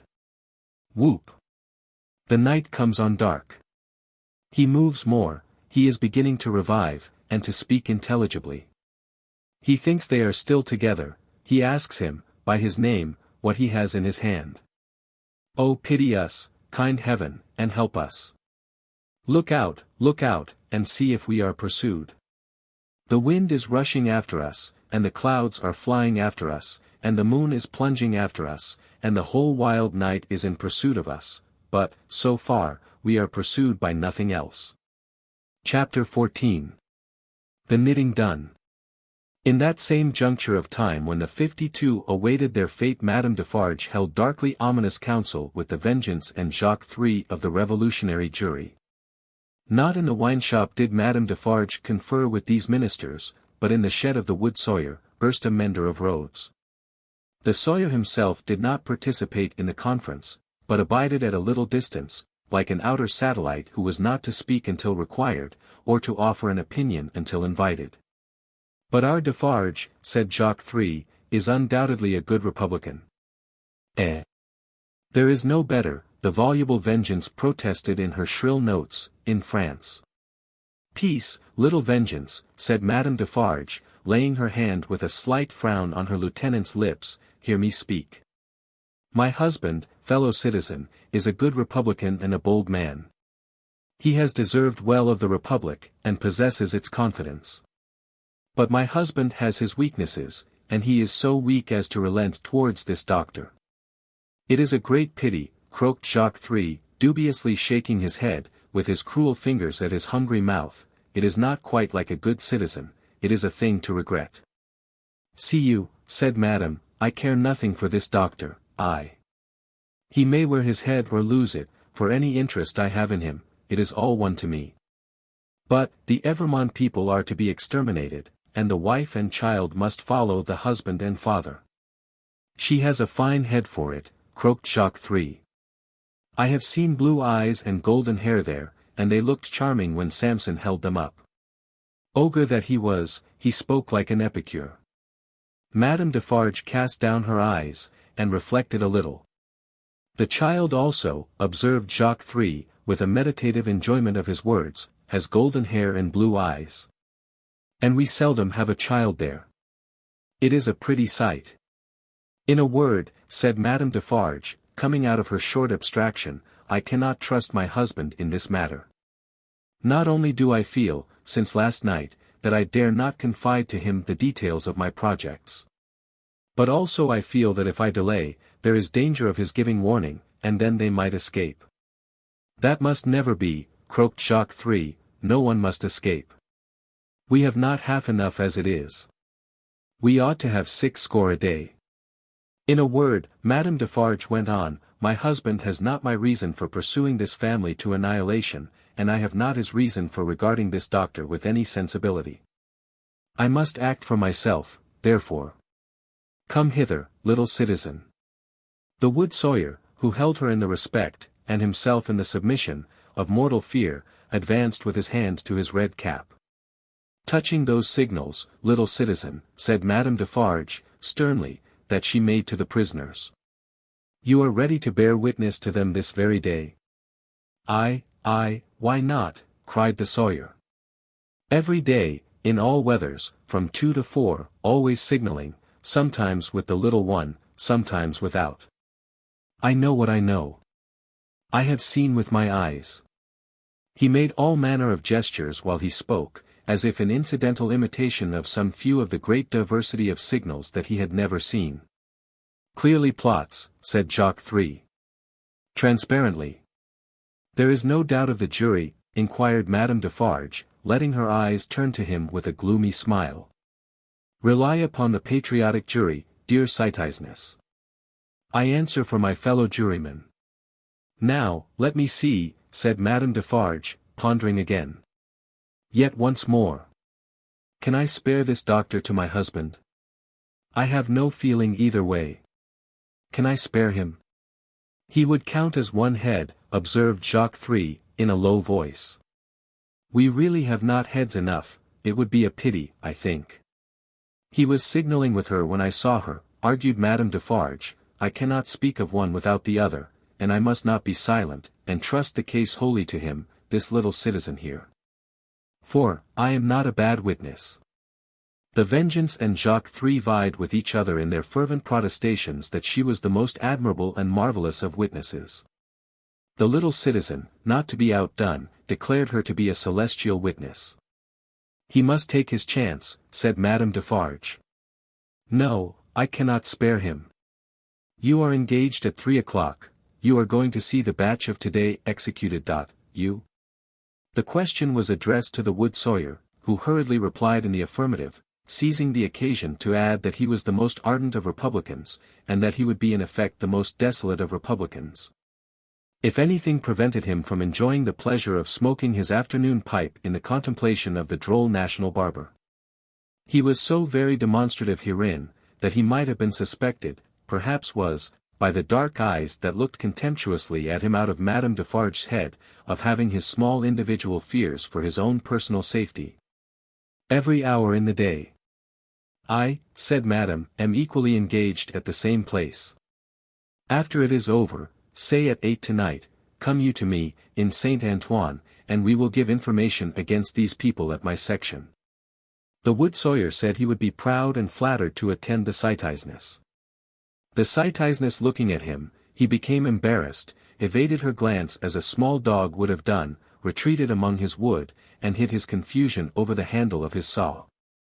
Madame Defarge beckoned the juryman and the vengeance a little nearer to the door, and there expounded her further views to them thus. She will now be at home, awaiting the moment of his death. She will be mourning and grieving. She will be in a state of mind to impeach the justice of the Republic. She will be full of sympathy with its enemies. I will go to her. What an admirable woman, what an adorable woman, exclaimed Jacques-III, rapturously. Ah, my cherished! Cried the vengeance, and embraced her. Take you my knitting, said Madame Defarge, placing it in her lieutenant's hands, and have it ready for me in my usual seat. Keep me my usual chair. Go you there, straight, for there will probably be a greater concourse than usual, today. I willingly obey the orders of my chief, said the vengeance with alacrity, and kissing her cheek. You will not be late. I shall be there before the commencement. And before the tumbrils arrive. Be sure you are there, my soul, said the vengeance, calling after her, for she had already turned into the street, before the tumbrils arrive. Madame Defarge slightly waved her hand, to imply that she heard, and might be relied upon to arrive in good time, and so went through the mud, and round the corner of the prison wall. The vengeance and the juryman, looking after her as she walked away, were highly appreciative of her fine figure, and her superb moral endowments. There were many women at that time, upon whom the time laid a dreadfully disfiguring hand. But, there was not one among them more to be dreaded than this ruthless woman, now taking her way along the streets. Of a strong and fearless character, of shrewd sense and readiness, of great determination, of that kind of beauty which not only seems to impart to its possessor firmness and animosity, but to strike into others an instinctive recognition of those qualities. The troubled time would have heaved her up, under any circumstances. But, imbued from her childhood with a brooding sense of wrong, and an inveterate hatred of a class, opportunity had developed her into a tigress. She was absolutely without pity. If she had ever had the virtue in her, it had quite gone out of her. It was nothing to her, that an innocent man was to die for the sins of his forefathers, she saw, not him, but them.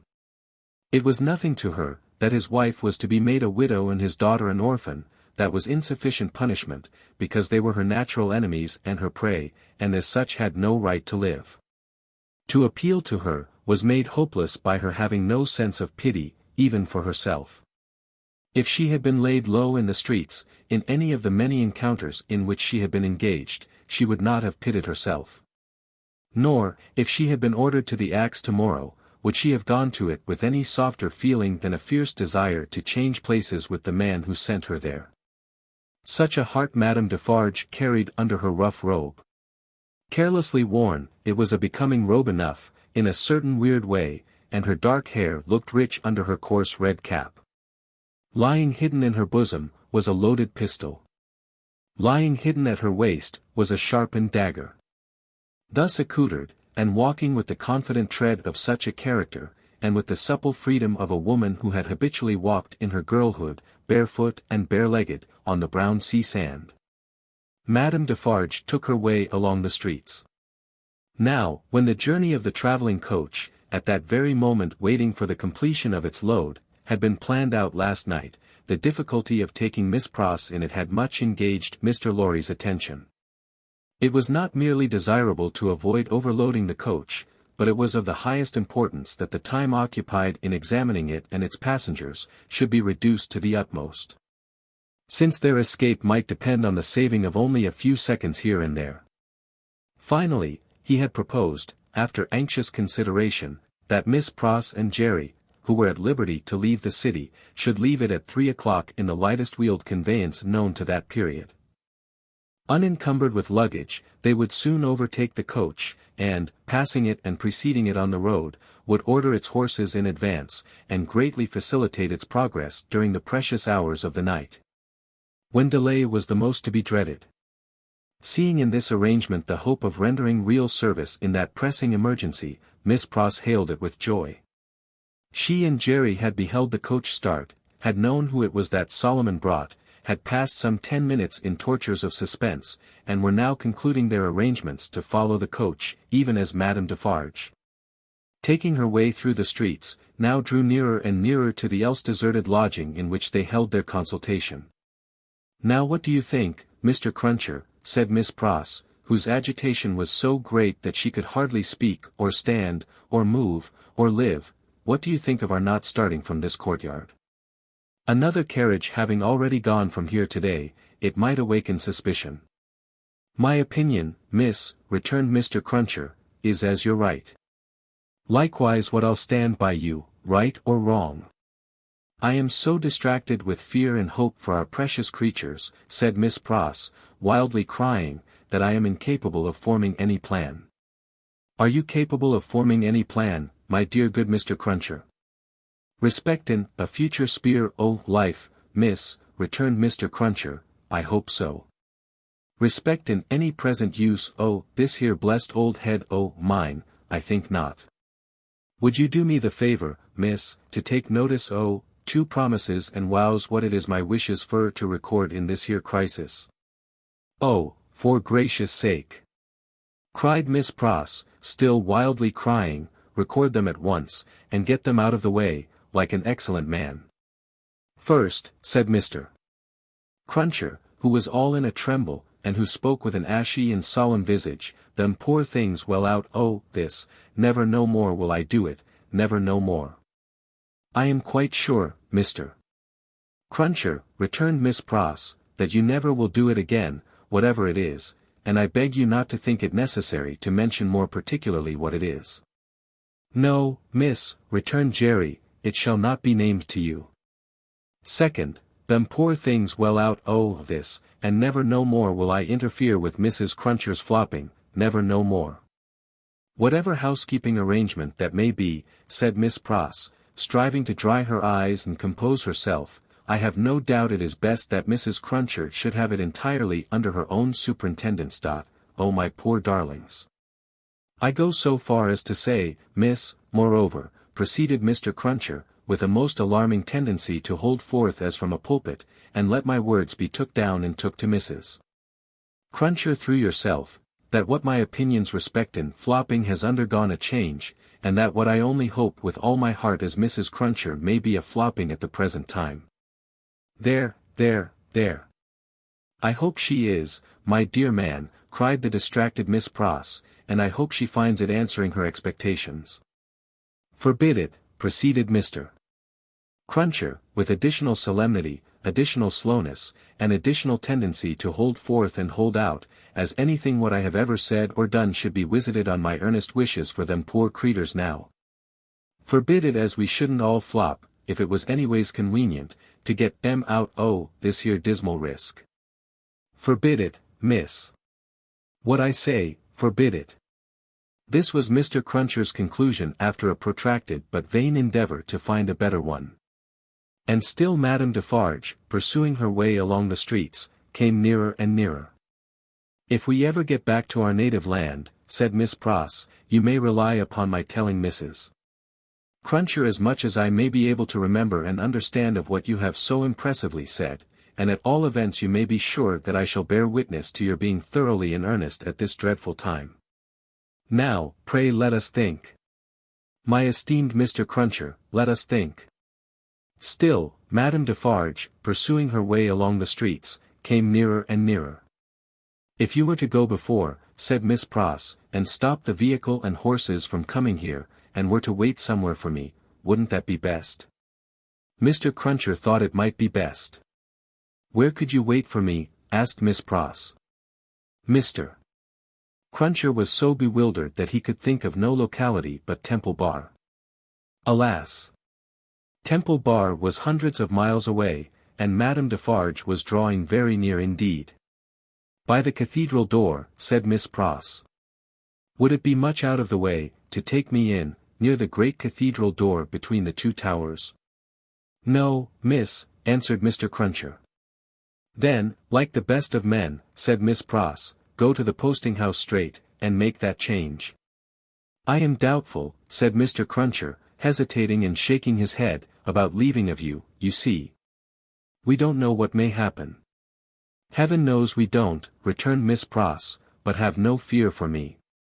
Take me in at the cathedral, at 3 o'clock, or as near it as you can, and I am sure it will be better than our going from here. I feel certain of it. There. Bless you, Mr. Cruncher. Think not of me, but of the lives that may depend on both of us. This exordium, and Miss Pross's 2 hands in quite agonized entreaty clasping his, decided Mr. Cruncher. With an encouraging nod or two, he immediately went out to alter the arrangements, and left her by herself to follow as she had proposed. The having originated a precaution which was already in course of execution, was a great relief to Miss Pross. The necessity of composing her appearance so that it should attract no special notice in the streets, was another relief. She looked at her watch, and it was 20 minutes past 2. She had no time to lose, but must get ready at once. Afraid, in her extreme perturbation, of the loneliness of the deserted rooms, and of half-imagined faces peeping from behind every open door in them, Miss Pross got a basin of cold water and began laving her eyes, which were swollen and red. Haunted by her feverish apprehensions, she could not bear to have her sight obscured for a minute at a time by the dripping water, but constantly paused and looked round to see that there was no one watching her. In one of those pauses she recoiled and cried out, for she saw a figure standing in the room. The basin fell to the ground broken, and the water flowed to the feet of Madame Defarge. By strange stern ways, and through much staining blood, those feet had come to meet that water. Madame Defarge looked coldly at her, and said, the wife of Evrémonde, where is she? It flashed upon Miss Pross's mind that the doors were all standing open, and would suggest the flight. Her first act was to shut them. There were 4 in the room, and she shut them all. She then placed herself before the door of the chamber which Lucy had occupied. Madame Defarge's dark eyes followed her through this rapid movement, and rested on her when it was finished. Miss Pross had nothing beautiful about her. Years had not tamed the wildness, or softened the grimness, of her appearance, but, she too was a determined woman in her different way, and she measured Madame Defarge with her eyes, every inch. You might, from your appearance, be the wife of Lucifer, said Miss Pross, in her breathing. Nevertheless, you shall not get the better of me. I am an Englishwoman. Madame Defarge looked at her scornfully, but still with something of Miss Pross's own perception that they two were at bay. She saw a tight, hard, wiry woman before her, as Mr. Lorry had seen in the same figure a woman with a strong hand, in the years gone by. She knew full well that Miss Pross was the family's devoted friend. Miss Pross knew full well that Madame Defarge was the family's malevolent enemy. On my way yonder, said Madame Defarge, with a slight movement of her hand towards the fatal spot, where they reserve my chair and my knitting for me, I am come to make my compliments to her in passing. I wish to see her. I know that your intentions are evil, said Miss Pross, and you may depend upon it, I'll hold my own against them. Each spoke in her own language, neither understood the other's words.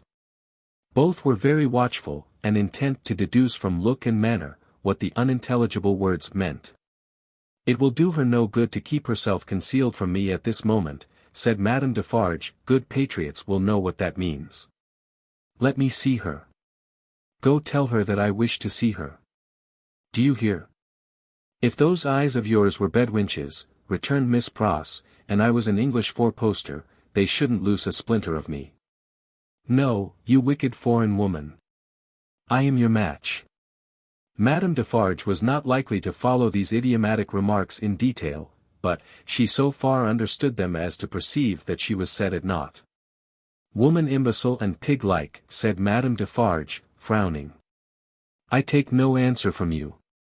I demand to see her. Either tell her that I demand to see her, or stand out of the way of the door and let me go to her.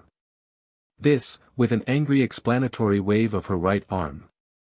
I little thought, said Miss Pross, that I should ever want to understand your nonsensical language, but I would give all I have, except the clothes I wear, to know whether you suspect the truth, or any part of it." Neither of them for a single moment released the other's eyes. Madame Defarge had not moved from the spot where she stood when Miss Pross first became aware of her, but she now advanced one step. "I am a Briton," said Miss Pross, "I am desperate. I don't care an English tuppence for myself. I know that the longer I keep you here, the greater hope there is for my ladybird. I'll not leave a handful of that dark hair upon your head, if you lay a finger on me." Thus Miss Pross, with a shake of her head and a flash of her eyes between every rapid sentence, and every rapid sentence a whole breath. Thus Miss Pross, who had never struck a blow in her life. But, her courage was of that emotional nature that it brought the irrepressible tears into her eyes. This was a courage that Madame Defarge so little comprehended as to mistake for weakness. "Ha, ha," she laughed, "you poor wretch. What are you worth? I address myself to that doctor." Then she raised her voice and called out, "Citizen Doctor! Wife of Evrémonde! Child of Evrémonde! Any person but this miserable fool," answered the citizeness Defarge. Perhaps the following silence, perhaps some latent disclosure in the expression of Miss Pross's face, perhaps a sudden misgiving apart from either suggestion, whispered to Madame Defarge that they were gone. 3 of the doors she opened swiftly, and looked in. "Those rooms are all in disorder, there has been hurried packing, there are odds and ends upon the ground. There is no one in that room behind you. Let me look." "Never," said Miss Pross, who understood the request as perfectly as Madame Defarge understood the answer. "If they are not in that room, they are gone, and can be pursued and brought back," said Madame Defarge to herself. "As long as you don't know whether they are in that room or not, you are uncertain what to do," said Miss Pross to herself, "and you shall not know that, if I can prevent your knowing it. And know that, or not know that, you shall not leave here while I can hold you. I have been in the streets from the first, nothing has stopped me, I will tear you to pieces, but I will have you from that door," said Madame Defarge. "We are alone at the top of a high house in a solitary courtyard, we are not likely to be heard, and I pray for bodily strength to keep you here, while every minute you are here is worth 100,000 guineas to my darling," said Miss Pross. Madame Defarge made at the door. Miss Pross, on the instinct of the moment, seized her round the waist in both her arms, and held her tight. It was in vain for Madame Defarge to struggle and to strike. Miss Pross, with the vigorous tenacity of love, always so much stronger than hate, clasped her tight, and even lifted her from the floor in the struggle that they had. The 2 hands of Madame Defarge buffeted and tore her face. But, Miss Pross, with her head down, held her round the waist, and clung to her with more than the hold of a drowning woman. Soon, Madame Defarge's hands ceased to strike, and felt at her encircled waist. "It is under my arm," said Miss Pross, in smothered tones, "you shall not draw it. I am stronger than you, I bless heaven for it. I hold you till one or other of us faints or dies." Madame Defarge's hands were at her bosom. Miss Pross looked up, saw what it was, struck at it, struck out a flash and a crash, and stood alone, blinded with smoke. All this was in a second. As the smoke cleared, leaving an awful stillness, it passed out on the air, like the soul of the furious woman whose body lay lifeless on the ground. In the first fright and horror of her situation, Miss Pross passed the body as far from it as she could, and ran down the stairs to call for fruitless help. Happily, she bethought herself of the consequences of what she did, in time to check herself and go back. It was dreadful to go in at the door again, but, she did go in, and even went near it, to get the bonnet and other things that she must wear. These she put on, out on the staircase, first shutting and locking the door and taking away the key. She then sat down on the stairs a few moments to breathe and to cry, and then got up and hurried away. By good fortune she had a veil on her bonnet, or she could hardly have gone along the streets without being stopped. By good fortune, too, she was naturally so peculiar in appearance as not to show disfigurement like any other woman. She needed both advantages, for the marks of gripping fingers were deep in her face, and her hair was torn, and her dress, hastily composed with unsteady hands, was clutched and dragged 100 ways. In crossing the bridge, she dropped the door key in the river. Arriving at the cathedral some few minutes before her escort, and waiting there, she thought, what if the key were already taken in a net, what if it were identified, what if the door were opened and the remains discovered? What if she were stopped at the gate, sent to prison, and charged with murder? In the midst of these fluttering thoughts, the escort appeared, took her in, and took her away. "Is there any noise in the streets?" she asked him. "The usual noises," Mr. Cruncher replied, and looked surprised by the question and by her aspect. "I don't hear you," said Miss Pross. "What do you say?" It was in vain for Mr. Cruncher to repeat what he said, Miss Pross could not hear him. "So I'll nod my head," thought Mr. Cruncher, amazed, "at all events she'll see that." And she did. "Is there any noise in the streets now?" asked Miss Pross again, presently. Again Mr. Cruncher nodded his head. "I don't hear it." "Gone deaf in an hour," said Mr. Cruncher, ruminating, with his mind much disturbed, "what's come to her?" "I feel," said Miss Pross, "as if there had been a flash and a crash, and that crash was the last thing I should ever hear in this life." "Blest if she ain't in a queer condition," said Mr. Cruncher, more and more disturbed. "What can she have been a-talking, to keep her courage up? Hark! There's the roll of them dreadful carts. You can hear that, miss?" "I can hear," said Miss Pross, seeing that he spoke to her, "nothing." "Oh, my good man, there was first a great crash, and then a great stillness, and that stillness seems to be fixed and unchangeable, never to be broken any more as long as my life lasts.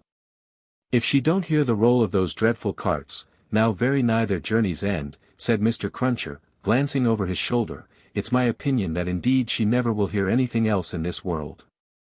And indeed she never did. Chapter 15. The footsteps die out forever. Along the Paris streets, the death carts rumble, hollow and harsh. 6 tumbrils carry the day's wine to la guillotine.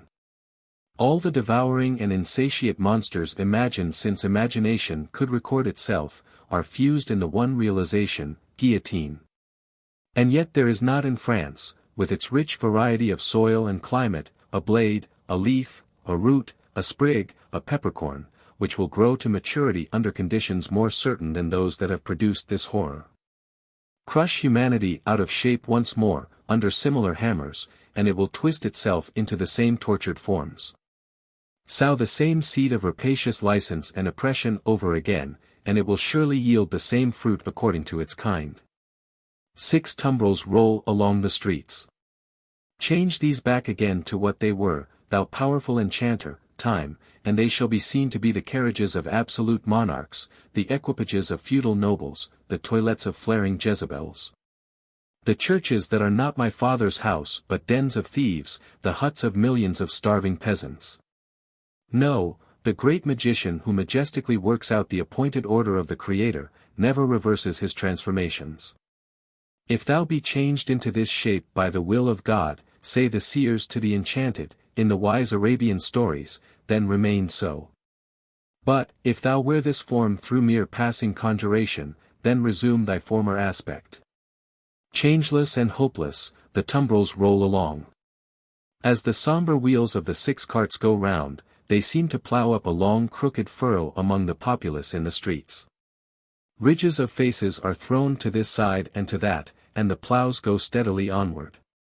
So used are the regular inhabitants of the houses to the spectacle, that in many windows there are no people, and in some the occupation of the hands is not so much as suspended, while the eyes survey the faces in the tumbrils. Here and there, the inmate has visitors to see the sight. Then he points his finger, with something of the complacency of a curator or authorized exponent, to this cart and to this, and seems to tell who sat here yesterday, and who there the day before. Of the riders in the tumbrils, some observe these things, and all things on their last roadside, with an impassive stare, others, with a lingering interest in the ways of life and men. Some, seated with drooping heads, are sunk in silent despair. Again, there are some so heedful of their looks that they cast upon the multitude such glances as they have seen in theatres, and in pictures. Several close their eyes, and think, or try to get their straying thoughts together.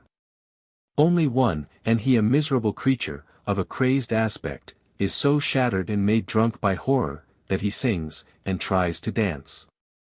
Not one of the whole number appeals by look or gesture, to the pity of the people. There is a guard of sundry horsemen riding abreast of the tumbrils, and faces are often turned up to some of them, and they are asked some question. It would seem to be always the same question, for it is always followed by a press of people towards the third cart. The horsemen abreast of that cart frequently point out one man in it with their swords. The leading curiosity is, to know which is he. He stands at the back of the tumbril with his head bent down, to converse with a mere girl who sits on the side of the cart, and holds his hand. He has no curiosity or care for the scene about him, and always speaks to the girl. Here and there in the long street of Saint Honoré, cries are raised against him. If they move him at all, it is only to a quiet smile, as he shakes his hair a little more loosely about his face. He cannot easily touch his face, his arms being bound. On the steps of a church, awaiting the coming up of the tumbrils, stands the spy and prison sheep. He looks into the first of them, not there. He looks into the second, not there. He already asks himself, has he sacrificed me? When his face clears, as he looks into the third. Which is Evrémonde, says a man behind him. That. At the back there. With his hand in the girl's. Yes. The man cries, down, Evrémonde. To the guillotine all aristocrats. Down, Evrémonde. Hush, hush, the spy entreats him, timidly. And why not, citizen? He is going to pay the forfeit, it will be paid in 5 minutes more. Let him be at peace. But the man continuing to exclaim, down, Evrémonde. The face of Evrémonde is for a moment turned towards him. Evrémonde then sees the spy, and looks attentively at him, and goes his way. The clocks are on the stroke of 3, and the furrow ploughed among the populace is turning round, to come on into the place of execution, and end. The ridges thrown to this side and to that, now crumble in and close behind the last plough as it passes on, for all are following to the guillotine. In front of it, seated in chairs, as in a garden of public diversion, are a number of women, busily knitting. On one of the foremost chairs, stands the Vengeance, looking about for her friend. Therese, she cries, in her shrill tones. Who has seen her? Therese Defarge. She never missed before, says a knitting woman of the sisterhood. No, nor will she miss now, cries the Vengeance, petulantly. Therese. Louder, the woman recommends. I. Louder, Vengeance, much louder, and still she will scarcely hear thee. Louder yet, Vengeance, with a little oath or so added, and yet it will hardly bring her. Send other women up and down to seek her, lingering somewhere. And yet, although the messengers have done dread deeds, it is questionable whether of their own wills they will go far enough to find her. Bad fortune, cries the Vengeance, stamping her foot in the chair, and here are the tumbrils. And Evrémonde will be dispatched in a wink, and she not here. See her knitting in my hand, and her empty chair ready for her. I cry with vexation and disappointment. As the Vengeance descends from her elevation to do it, the tumbrils begin to discharge their loads. The ministers of Saint Guillotine are robed and ready. Crash! A head is held up, and the knitting women who scarcely lifted their eyes to look at it a moment ago when it could think and speak, count 1. The second tumbril empties and moves on, the third comes up. Crash! And the knitting women, never faltering or pausing in their work, count 2. The supposed Evrémonde descends, and the seamstress is lifted out next after him. He has not relinquished her patient hand in getting out, but still holds it as he promised. He gently places her with her back to the crashing engine that constantly whirs up and falls, and she looks into his face and thanks him. But for you, dear stranger, I should not be so composed, for I am naturally a poor little thing, faint of heart, nor should I have been able to raise my thoughts to him who was put to death, that we might have hope and comfort here today. I think you were sent to me by heaven. Or you to me, says Sydney Carton. Keep your eyes upon me, dear child, and mind no other object. I mind nothing while I hold your hand. I shall mind nothing when I let it go, if they are rapid. They will be rapid. Fear not. The two stand in the fast-thinning throng of victims, but they speak as if they were alone. Eye to eye, voice to voice, hand to hand, heart to heart, these two children of the universal mother, else so wide apart and differing, have come together on the dark highway, to repair home together, and to rest in her bosom.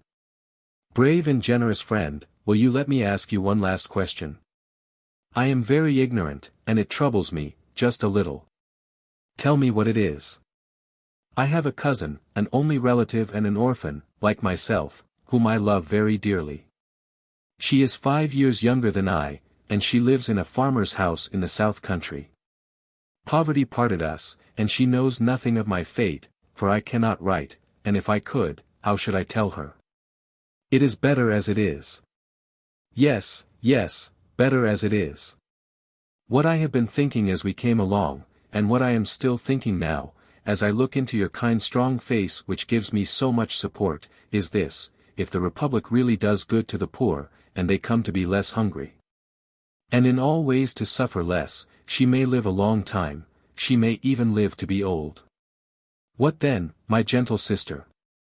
Do you think the uncomplaining eyes in which there is so much endurance, fill with tears, and the lips part a little more and tremble, that it will seem long to me, while I wait for her in the better land where I trust both you and I will be mercifully sheltered? It cannot be, my child, there is no time there, and no trouble there. You comfort me so much. I am so ignorant. Am I to kiss you now? Is the moment come? Yes. She kisses his lips, he kisses hers, they solemnly bless each other. The spare hand does not tremble as he releases it, nothing worse than a sweet, bright constancy is in the patient face. She goes next before him, is gone, the knitting women count 22.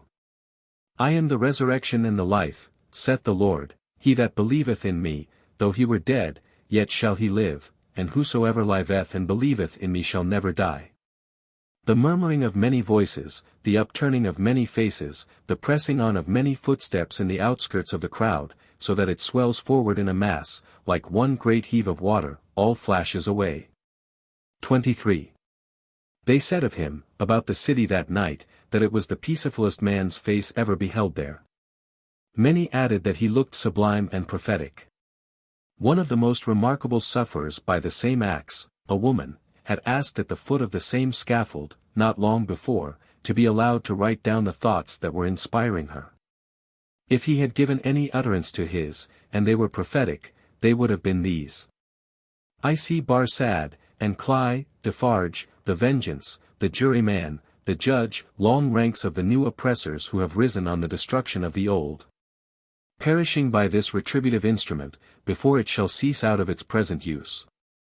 I see a beautiful city and a brilliant people rising from this abyss, and, in their struggles to be truly free, in their triumphs and defeats, through long years to come. I see the evil of this time and of the previous time of which this is the natural birth, gradually making expiation for itself and wearing out. I see the lives for which I lay down my life, peaceful, useful, prosperous and happy, in that England which I shall see no more. I see her with a child upon her bosom, who bears my name. I see her father, aged and bent, but otherwise restored, and faithful to all men in his healing office, and at peace. I see the good old man, so long their friend, in 10 years' time enriching them with all he has, and passing tranquilly to his reward. I see that I hold a sanctuary in their hearts, and in the hearts of their descendants, generations hence. I see her, an old woman, weeping for me on the anniversary of this day. I see her and her husband, their course done, lying side by side in their last earthly bed, and I know that each was not more honored and held sacred in the other's soul, than I was in the souls of both. I see that child who lay upon her bosom and who bore my name, a man winning his way up in that path of life which once was mine. I see him winning it so well, that my name is made illustrious there by the light of his. I see the blots I threw upon it, faded away. I see him, foremost of just judges and honored men, bringing a boy of my name, with a forehead that I know and golden hair, to this place, then fair to look upon, with not a trace of this day's disfigurement, and I hear him tell the child my story. With a tender and a faltering voice. It is a far, far better thing that I do, than I have ever done, it is a far, far better rest that I go to than I have ever known.